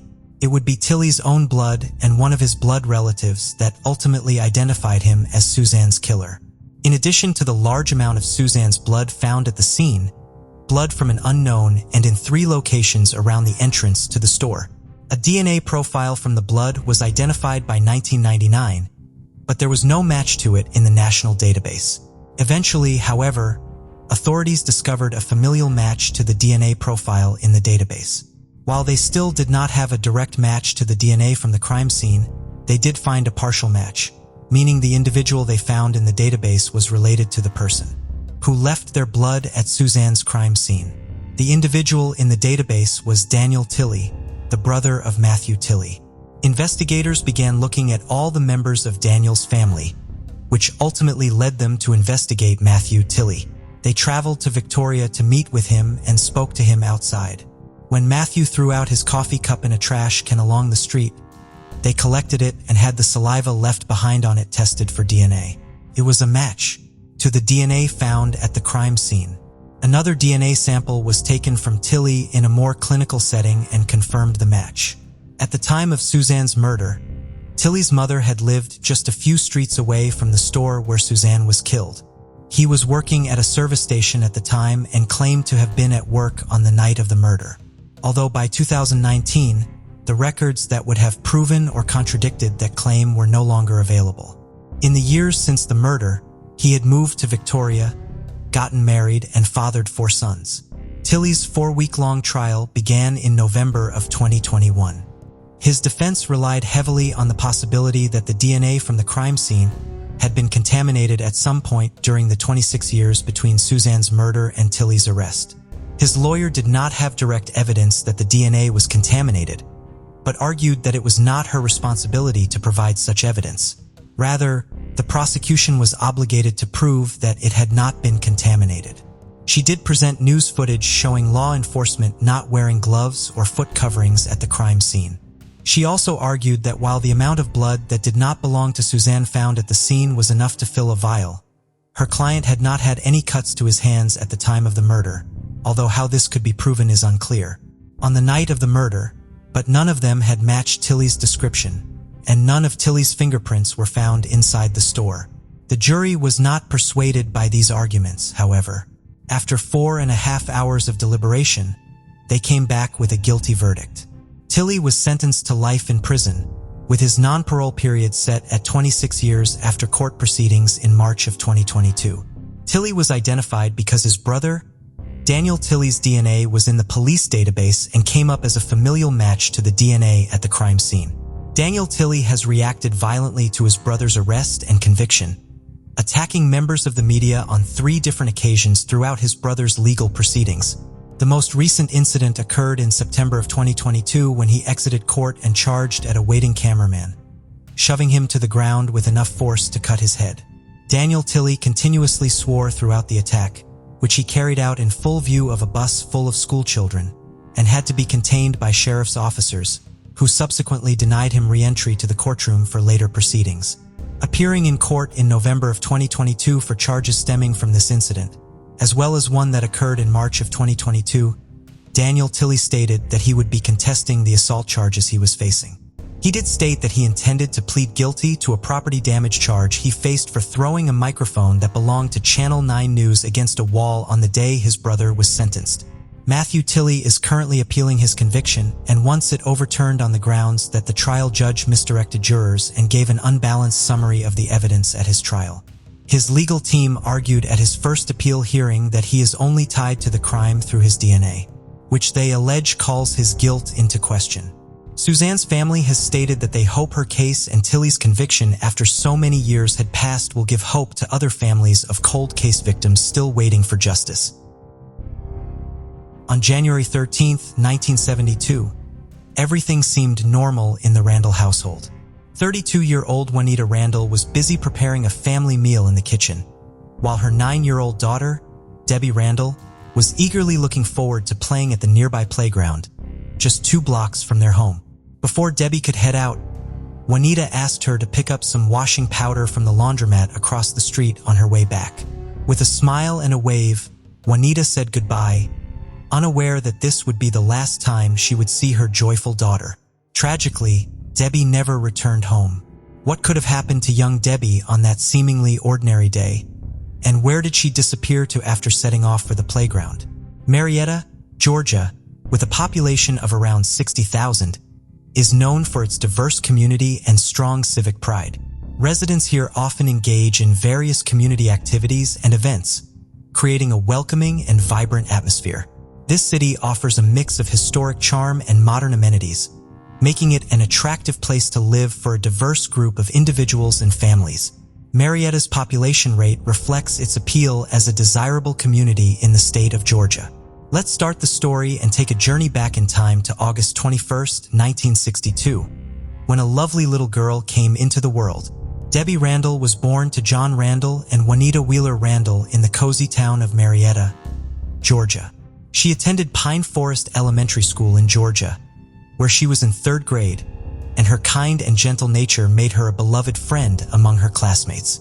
Beyond school walls in the tight-knit community, she was adored by everyone, and people often brought dolls for her when they visited her home as tokens of their affection. Debbie also had a big brother named Marvin Randall, and their bond was something truly special. Marvin loved his little sister and would always go above and beyond to make her happy. Whatever Debbie wished for, Marvin made it happen, highlighting the strong and caring connection they shared as siblings. Debbie was a source of joy for her family, and she had grand dreams and a heart filled with adventure.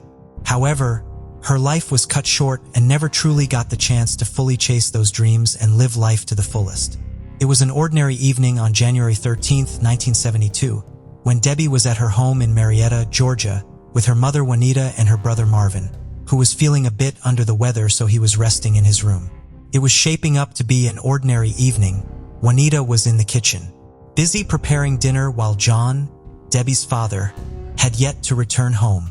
Suddenly, with a burst of enthusiasm, Debbie went to her room, quickly dressed herself, and returned back to her mother with an eager request to go play at the nearby playground with her friends. This playground was just a stone's throw away, a mere half-block and a quick 57 feet from their house. Right across the road, there was a laundromat. Juanita remembered that she had forgotten to grab some washing powder from there. So she'd granted Debbie's request to play.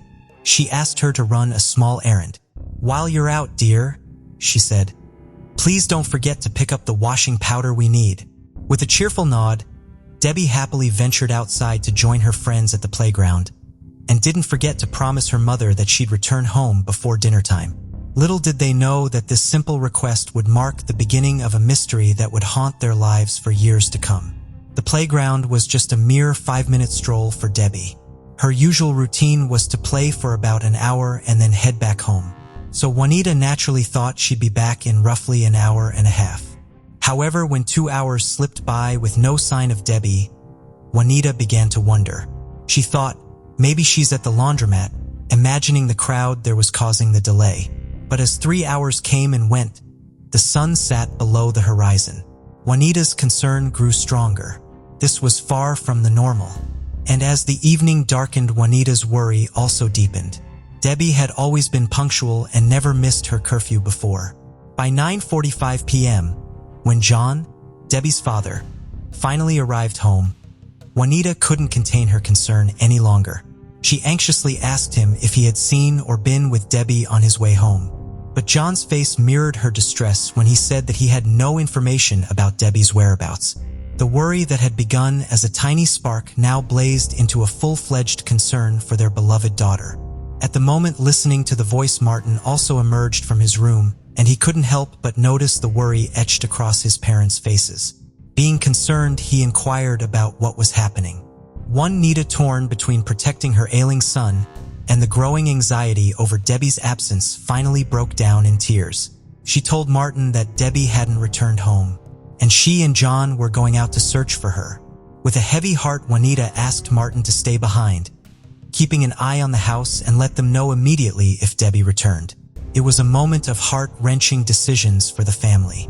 Fear and confusion swept through the neighborhood as the Randall family sprang into action to find young Debbie. Martin, being a caring older brother, couldn't bear to stay home and do nothing. He roamed the neighborhood, approaching people with questions burning in his mind. "Have you seen Debbie? Do you know where she is?" The response was unanimous shock. No one could believe that their beloved little Debbie was missing without a trace. Some recalled glimpsing her as she left her house, but no one had seen her since. Meanwhile, Juanita and John hurried to the playground where Debbie went to play with her friends, but it was eerily deserted. All the children had already returned to their homes. Their next stop was the laundromat, where Juanita had asked Debbie to fetch washing powder. But it too was closed by then. The minutes ticked away, and every empty road and quiet street they searched seemed to amplify the silence of their daughter's absence. Where could their beloved Debbie have disappeared to? At a moment, Juanita stumbled upon a box of washing powder scattered on the road that led to their home. It was a moment of realization that something terribly wrong might have happened to her daughter. Overwhelmed by worry, Juanita could not hold back her tears any longer. She made the difficult decision to file a missing person report, determined to do everything in her power to find her daughter. However, the police explained that, as less than 24 hours had passed since Debbie went missing, they couldn't officially file the report just yet. Still, they promised to do their best to locate her. Despite this devastating setback, the Randall family was touched by the outpouring support from the community during this difficult time. Launching a citywide search effort which involved approximately 4,000 volunteers, Martin also took to the streets posting flyers with a desperate plea for information about his missing sister. Debbie, who had a fondness for playing baseball with her brother, was dearly missed by her family, and Martin hoped that someone, somewhere, had seen or knew something that could bring her back home. At the same time, the police were equally determined to find Debbie. They visited the laundromat where the owner confirmed that Debbie had picked up the washing powder as instructed. But the question was, what could have transpired in those mere 5 minutes between her visit to the laundromat and her disappearance? The police also interviewed all of Debbie's friends who had been at the playground that day, but none had any information about her whereabouts.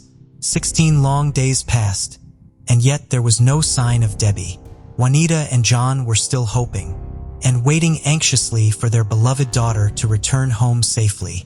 Among the dedicated searchers were a group of Southern Tech students who tirelessly assisted the police. After 16 days, on January 29, 1972, their unwavering efforts eventually led them to a tragic discovery on Johnson Ferry Road.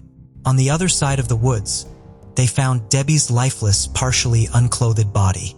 Her body bore the harrowing signs of a fierce struggle, as if she had fought with all her might until her very last breath to defend herself. It appeared that the heartless killer had used Debbie's own coat to silence her cries for help. Investigators believed that the perpetrator must have been stalking Debbie for some time, patiently waiting for the right moment to strike. He eventually seized the opportunity, abducting and subjecting her to a horrifying ordeal at various locations, before ultimately discarding her lifeless body in the woods. This heartbreaking discovery left the community in deep sorrow, and Debbie's parents were overwhelmed with the grief at the sight of their beloved daughter's lifeless form. The coroner's examination revealed that she had been strangled and assaulted, bearing deep marks on her body that hinted at the immense pain she endured.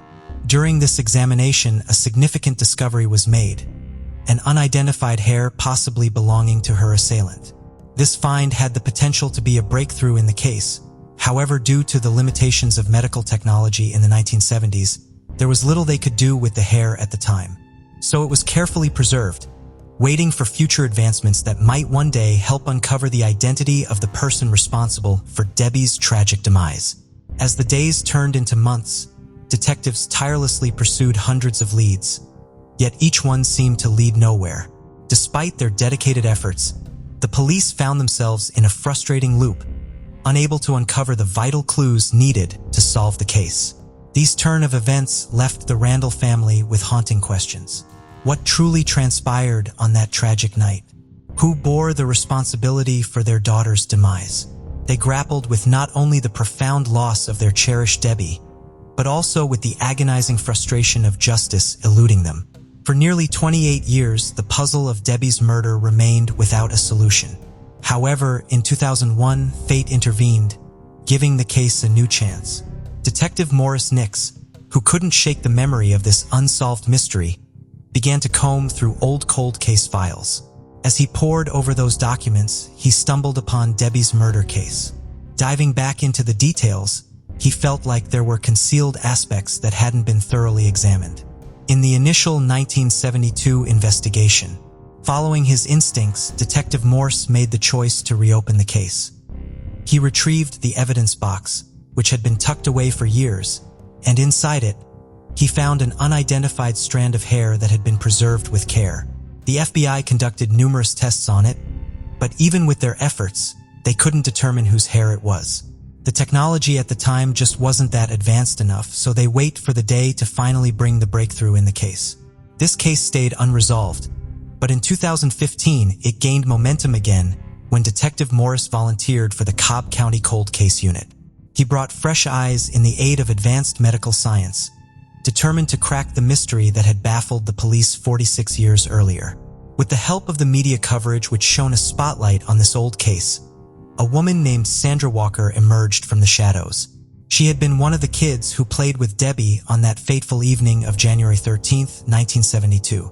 Sandra bravely recounted her memories to the police. Although fear had kept her silent at the time, those memories were etched in her mind. She recounted nearly being run over by the man's speeding vehicle and the sensation of his eyes locked under her through the rear view mirror. She could still hear Debbie's desperate screams and see her kicking as the man forcibly pushed her back into his truck. All the memories still haunted her to this day. To engage the entire community and reignite their memories of that fateful night, the police enlisted the help of a graphic designer. With the street now transformed into a bus terminal, Jessica Knoll took a fresh perspective on the case. Freelance artist Amanda would dedicated once to crafting a visual representation of Debbie's last moments. Given Debbie's fondness for dolls, she chose to depict her story in the form of a doll, with her killer portrayed as the menacing monster in this tragic tale. This creative approach aimed to draw attention of the community once again and help uncover potential clues in the case. John, Debbie's father, held onto every newspaper article that recounted her disappearance, a constant reminder of the lingering sorrow and the mysteries that were left unsolved in their hearts. In the meantime, Detective Morris took a significant step by sending a piece of cloth, a circular one adorned with floral prints, which had been found on Debbie's body, to the Sorensen Forensic Lab for a fresh round of DNA analysis. Thanks to advancements in technology, they managed to construct a partial profile of an unknown male. However, they faced some challenges, but fortunately in 2019, with additional funding from the Criminal Justice Coordinating Council, renewed DNA testing opened up new avenues for further investigation. In 2023, a breakthrough emerged as the police turned to the power of genetic genealogy. They enlisted DNA Labs International to conduct more tests aiming to create AS&P's profile by combing through public records and police resources. When the DNA matched to an individual, the investigators wasted no time and began building a family tree, painstakingly tracing down as many members from the assailant's family as possible. By reaching out to all of the killer's family members and requesting their DNA samples. To their surprise, the family agreed and cooperated willingly by providing their DNA for testing. When all the necessary tests were completed, the DNA evidence found on Debbie was a perfect match. The killer was identified as William B. Rose from Mableton. However, the twist was that Rose took his own life in 1974, just 2 years after he abducted and killed Debbie. At that time, he was only 24 years old. The reason behind Rose's decision to take his own life was driven by fear. Even during the previous arrest for an alcohol-related incident, he lived in constant fear, as revealed by one of his family members who spoke to the police. The authorities believed that Rose must have harbored a deep fear that one day the police might catch up to him for the terrible crime he committed. To avoid facing the consequences, he chose to end his life before that could happen. Remarkably, during the initial investigation, Rose had never even appeared on the police's radar, making his identity as Debbie's killer all the more unexpected. While it seemed unlikely that Rose and Debbie were close acquaintances, there was a connection through their families as both resided in the same complex. In that neighborhood, children often played together on a nearby playground. This suggested the possibility that Rose might have seen Debbie on previous occasions, and when the opportunity presented itself, he carried out his sinister plan. To definitively confirm Rose as the real killer, the police, with the family's consent, exhumed his body after nearly 5 decades. They conducted various tests, and the results left no room for doubt that William B. Rose was indeed the perpetrator. who tragically took the life of 9-year-old Debbie Randall in a horrific manner. The long-awaited revelation of the perpetrator's identity brought closure to the case, but it was bittersweet. Sadly, Debbie Randall's parents, Juanita and John, never learned that the mystery of their daughter's death had finally been solved. Juanita passed away in 2018 after battling with leukemia, and John followed in 2022. Losing a child, especially at such a young age, is a pain beyond words. This family had waited patiently for decades, hoping for answers, could never replace the profound sorrow of losing Debbie Randall. After a relentless pursuit of justice for his sister spanning 5 decades, Debbie's brother Marvin expressed his heartfelt sentiments, saying, "I wish my mother was here, but I know she's in heaven now, and it's finally over. We want to say thank you to all of you for making this day possible. We wish that Debbie's soul finds eternal peace." What are your thoughts on this case? Why would Rose have killed little Debbie? Was that just because he got a chance that day?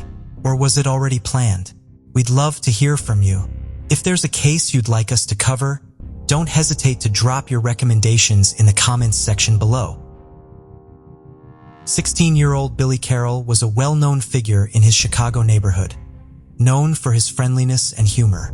Despite his outgoing personality, Billy had his secrets. He spent little time at home or school, preferring to spend most of his days on the streets. Even his friends were unsure of what he did with his time. Though he came from a poor family, he always seemed to have money, which was unusual for their uptown area. He used his cash to buy food and nicer things, like skates, which were not common among local kids. He also generously used his money to provide food and clothes for his friends. Billy was resourceful and determined to earn money, sometimes resorting to less than legal means. As a middle child of 3, Billy's family struggled to make ends meet, particularly because of his younger sister Caroline, who was born with severe disabilities. Eventually, the family made the tough decision to place Caroline in a residential facility, where she lived until her death in 2012. Both of Billy's parents struggled with alcohol abuse and were abusive, leading to frequent physical altercations between Billy and his father, sometimes in self-defense and sometimes to protect his mother. After watching the 1972 Olympics on television, Billy became focused on working out. He joined the local YMCA so he could swim, box, and lift weights. Samuel Stapleton was born in Chicago, but grew up in a humble home with no running water in the woods near the Ohio-Kentucky border. While his family did not have much money, Sam thrived as he ran wild through the woods, getting dirty and scraped up as he climbed trees and jumped into creeks. Sam's family eventually moved to Chicago for more economic opportunities, living in multiple neighborhoods over time. When his family moved to the Chicago neighborhood of Uptown, he made a point of identifying and then easily beating up the toughest kid in the neighborhood before his family's belongings were even brought into their apartment so as to immediately secure a tough reputation with the other kids. He knew how to defend himself physically and how to respond when someone was taking advantage of him, something he appears to have inherited from his mother, Bessie. He was streetwise and knew how to navigate around the various gangs that operated in his neighborhood. In May of 1976, Sam was preparing to enter high school. He looked forward to joining ROTC at Sen High School. He had his first job as a delivery boy for a local pizza shop and hoped to soon have even better employment. A contractor calling himself John would call the Stapleton home asking for Sam, with the promise of a job with his company. The boy Sam beat up upon his arrival to Uptown was Randy Reffitt, who did not harbor a grudge over the fight. The two boys were not close friends, but managed to coexist as two of the toughest kids in their neighborhood.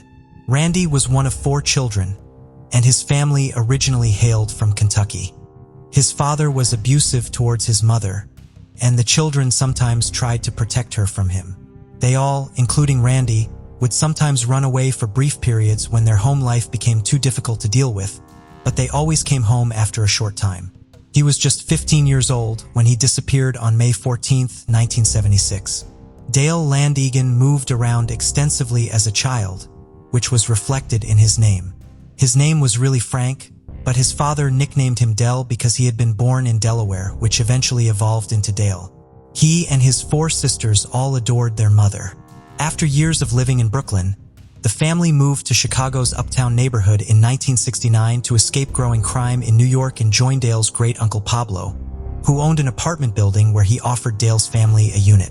Dale liked to play pranks, although he could sometimes take them too far, once convincing his family that he had been hit by a car and killed at a gas station. He could come off as aggressive and pushy, but could ultimately win over friends. In February of 1978, 19-year-old Billy Kindred was in love with his girlfriend, Mary Jo. The young couple planned to marry once Billy found a good job. One night, however, Billy failed to show up for their nightly meeting, and all his belongings were found left in his bedroom. Mary Jo reported him missing and spent months driving around Chicago looking for him after she got off of work. When Mary Jo first met Billy, she took note of how physically attractive she found him, but she had truly been drawn in by his kind smile. He respected her, and he respected his elders, which won him the approval of Mary Jo's mother and grandmother. Gregory Godzik was a hockey player, but he did not have the aggressive personality associated with the sport. Sometimes people would try to fight him, but he had little patience for such things. He was instead kind-hearted with a carefree nature. He lived with his parents and sister and was the grandson of Polish immigrants. He had left a job with a lumber company because he had been paid so well by Wayne Gacy for contracting work. John Sitch was the middle child of 5. He loved animals from a young age and kept pets ranging from bullfrogs to albino hamsters. He regularly brought home stray dogs and cats from the neighborhood to care for as well. As a child, he was an altar server at Chicago's oldest Polish church and attended the parish school.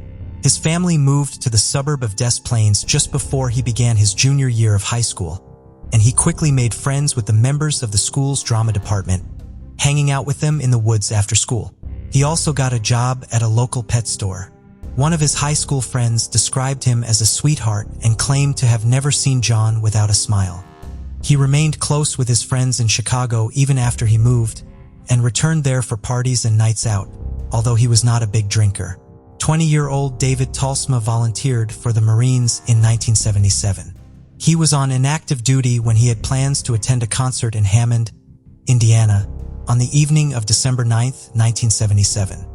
He had made arrangements to meet up with a young woman there around 2 a.m., but he never showed up. He instead vanished.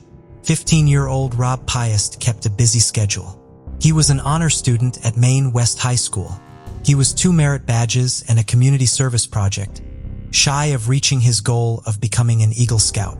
Extracurricular activities like working tech on his school play or gymnastics kept him at school until 5:30 p.m. And on most days, his mother would pick him up from school with a hot meal that he would eat on his way to work. His 6 to 9 p.m. shift at Neeson's Pharmacy. His co-workers there would later describe him as a wholesome kid who they could not envision ever smoking or using swear words. He was kind and polite, sometimes loaning his coat to the girl working the front register, who was subjected to cold air when the door to the store was opened. He was supposed to go home after his shift on December 11, 1978 to eat cake to celebrate his mother's 46th birthday, but he instead left with Wayne Gacy to discuss a summer job with his construction company. Rob had just been denied a raise at the pharmacy, and Gacy's rate of $5 an hour was nearly double what he was making there. He was saving up to buy a Jeep with $900 already put aside for the eventual purchase once he could drive. John Prestige grew up in Michigan, mainly in the Kalamazoo area. His father lived in a trailer there, and his mother and stepfather owned a beehive farm in a nearby town. He began taking healthcare classes part-time at Kalamazoo Valley Community College after graduating high school, paying for them by working at a local motel. He did not get along with management there and traveled whenever he could to get away from the stresses of his everyday life. He had gone to New Orleans for Mardi Gras in February of 1977, and the following month, he was in Chicago visiting a friend. As he made his way out to Colorado to go skiing, 17-year-old Michael Bonin lived near Wrigley Field with his father, stepmother, and younger sister before going missing on June 3, 1976. His fishing license was later found inside Gacy's home. He was athletic, a talented wrestler and baseball player. At the time of his disappearance, he had been working at a gas station. Russell Nelson was an architecture student at the University of Minnesota, who came to Chicago in the fall of 1977, towards the beginning of a long road trip that would take him as far north as Toronto and as far south as Florida. He was a talented dancer who had won competitions back in Minnesota. He was last heard from on October 17, 1977, when he called his mother to wish her a happy birthday. According to his mother, he and a friend had been doing work for a contractor. While in Chicago, Russell also left behind a fiancée. As the son of a police sergeant, 18-year-old Robert Gilroy received one of the most extensive investigations into his disappearance when he first went missing. His father conducted his own investigation, and his file with the Chicago police consists of more than 40 pages. Robert disappeared on September 15, 1977. After telling his parents he was going to his horseback riding lesson in Northbrook, although he had in fact stopped attending the lessons weeks earlier. He was not reported missing until nearly 2 weeks later because he was supposed to be at a camp in Gaithersburg, Maryland. He never made it to the camp. Rick Johnston lived in the suburb of Bensonville, but was last seen in Chicago when his mother dropped him off in front of the Aragon Ballroom in the Uptown neighborhood. Multiple bands were playing the venue that night, but Rick told his mother he would call her for a ride home after the band Spirit played their set. He never made that call. His family feared he had been recruited by a cult because of his recent interest in religion and studying the Bible. They traveled as far as Washington, D.C. to look for Rick amongst the congregants of Reverend Moon's Unification Church at one of their rallies.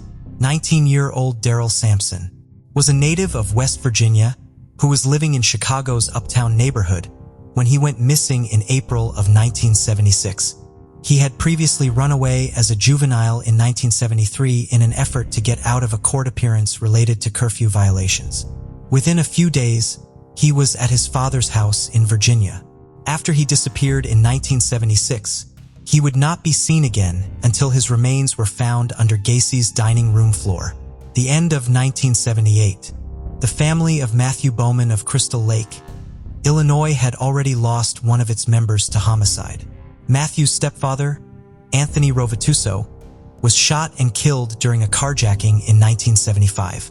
Matthew's mother last saw him on July 5, 1977, when she dropped him off at a rail station so he could get to a court appearance over a parking ticket.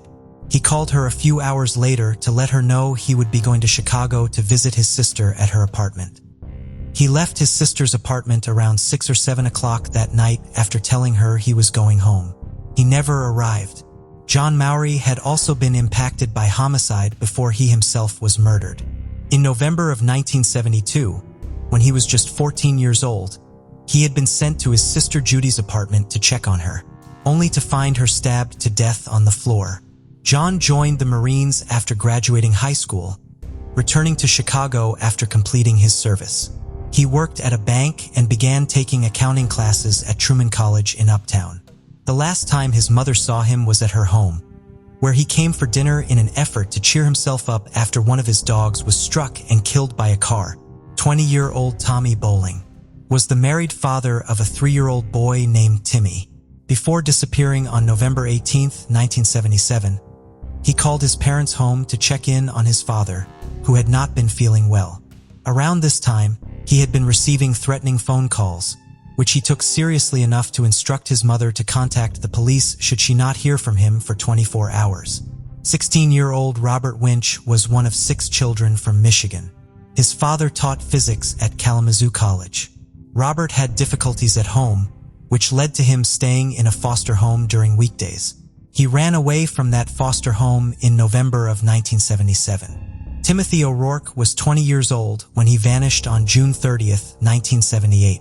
He had a distinctive tattoo that read, Tim Lee on his left arm, a tribute to his love for martial artist Bruce Lee.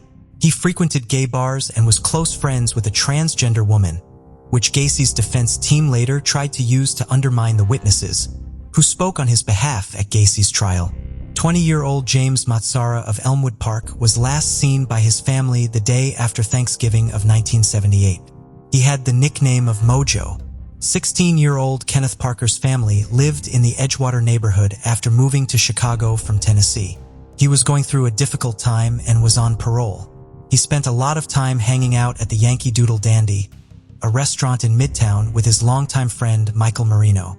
Michael Marino was just 14 years old. He and Kenneth Parker were last seen alive on October 24, 1976, at the Yankee Doodle Dandy. Their remains were later found in a shared grave beneath Gacy's house. His mother had reported him missing after he failed to arrive to see a movie with her as planned on the evening of October 24th.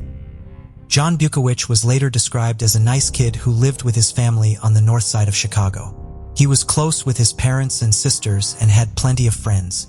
He would always call home if he would be returning late. He had dropped out of high school to work in construction and worked for Gacy on and off for over a year. When he disappeared in July of 1975, he reportedly was trying to get Gacy to pay him back wages he still owed him. John's family always suspected that Gacy was involved in his disappearance and called police every week for more than 2 years, trying to get them to investigate his case seriously. Authorities insisted that John had simply run away. Circumstances did not support this theory. John had been working to renovate his first apartment and had just spent $2,000 on carpeting before he disappeared. He also left behind a large amount of money in his bank account. Also discrediting the runaway theory was the fact that his car was left behind in a location Gacy would later admit to moving it to. The keys were left in the ignition, and John's wallet, keys, and ID were on the front seat. These 24 of Gacy's victims were identified by March of 1980. In June of 1981, the 9 victims who had still not been identified were laid to rest in donated caskets.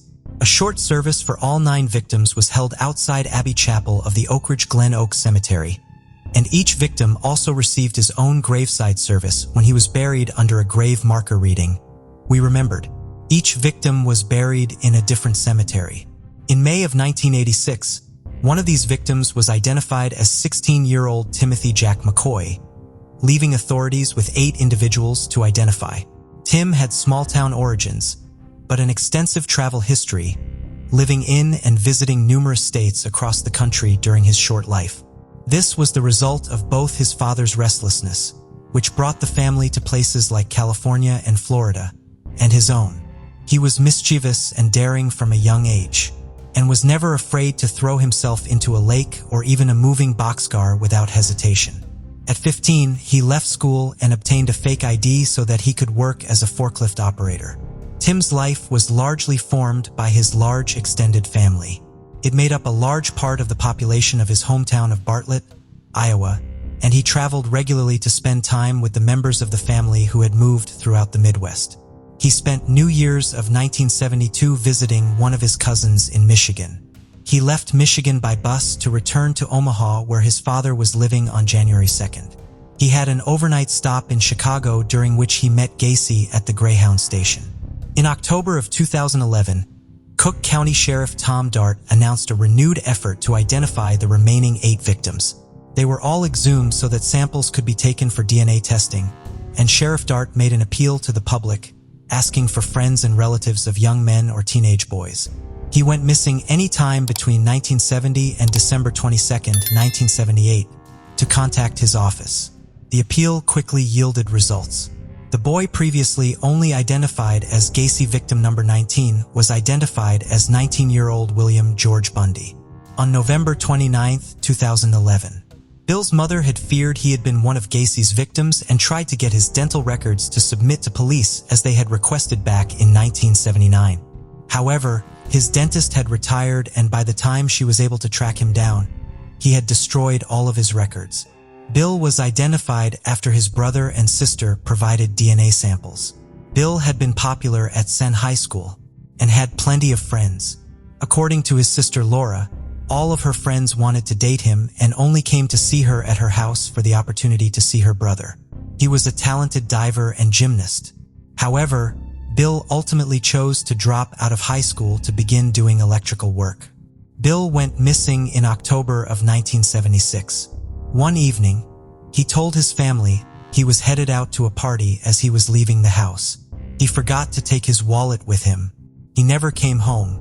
In July of 2017, victim number 24 was identified as 16-year-old Jimmy Hackinson.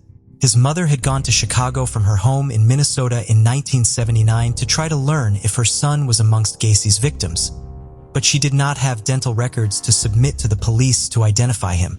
He was also identified thanks to DNA submitted by his brother and sister. Jimmy was one of 4 children and lived in St. Paul, Minnesota. He was funny and good-natured, despite difficult circumstances at home. His father drank heavily and was largely absent, and his mother often had to work as many as 3 jobs at a time to support the family. One day in the summer of 1976, he announced to his family that he was going to Chicago. Hitchhiking was not unusual at the time, and Jimmy had left home in the past. To get away from stressors at home, he had always safely returned, so this trip did not raise any concerns. He called his mother on August 5th to let her know that he had safely made it to Chicago. However, weeks then passed with no calls from Jimmy, and he did not return home, so he was reported missing at the beginning of September. The number of unidentified Gacy victims then dropped to 5 on October 25, 2021, when the man previously only known as Gacy victim number 5 was publicly identified as Francis Wayne Alexander.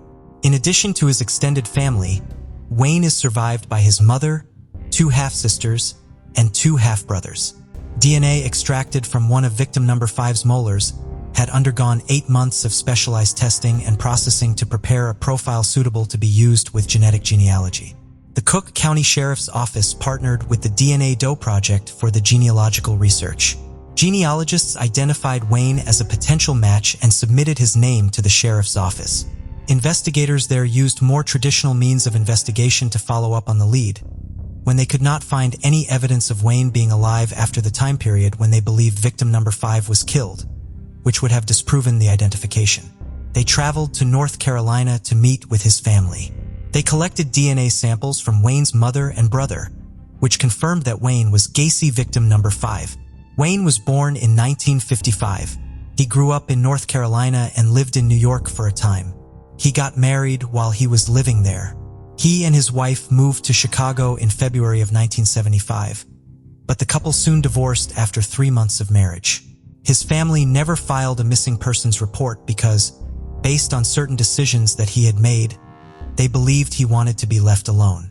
While they loved him, they thought he no longer wanted anything to do with them when he stopped contacting them. Wayne supported himself by working at various bars and clubs in Chicago. Authorities do not know exactly how he and Gacy crossed paths, but Wayne lived and worked in an area where Gacy was known to look for victims.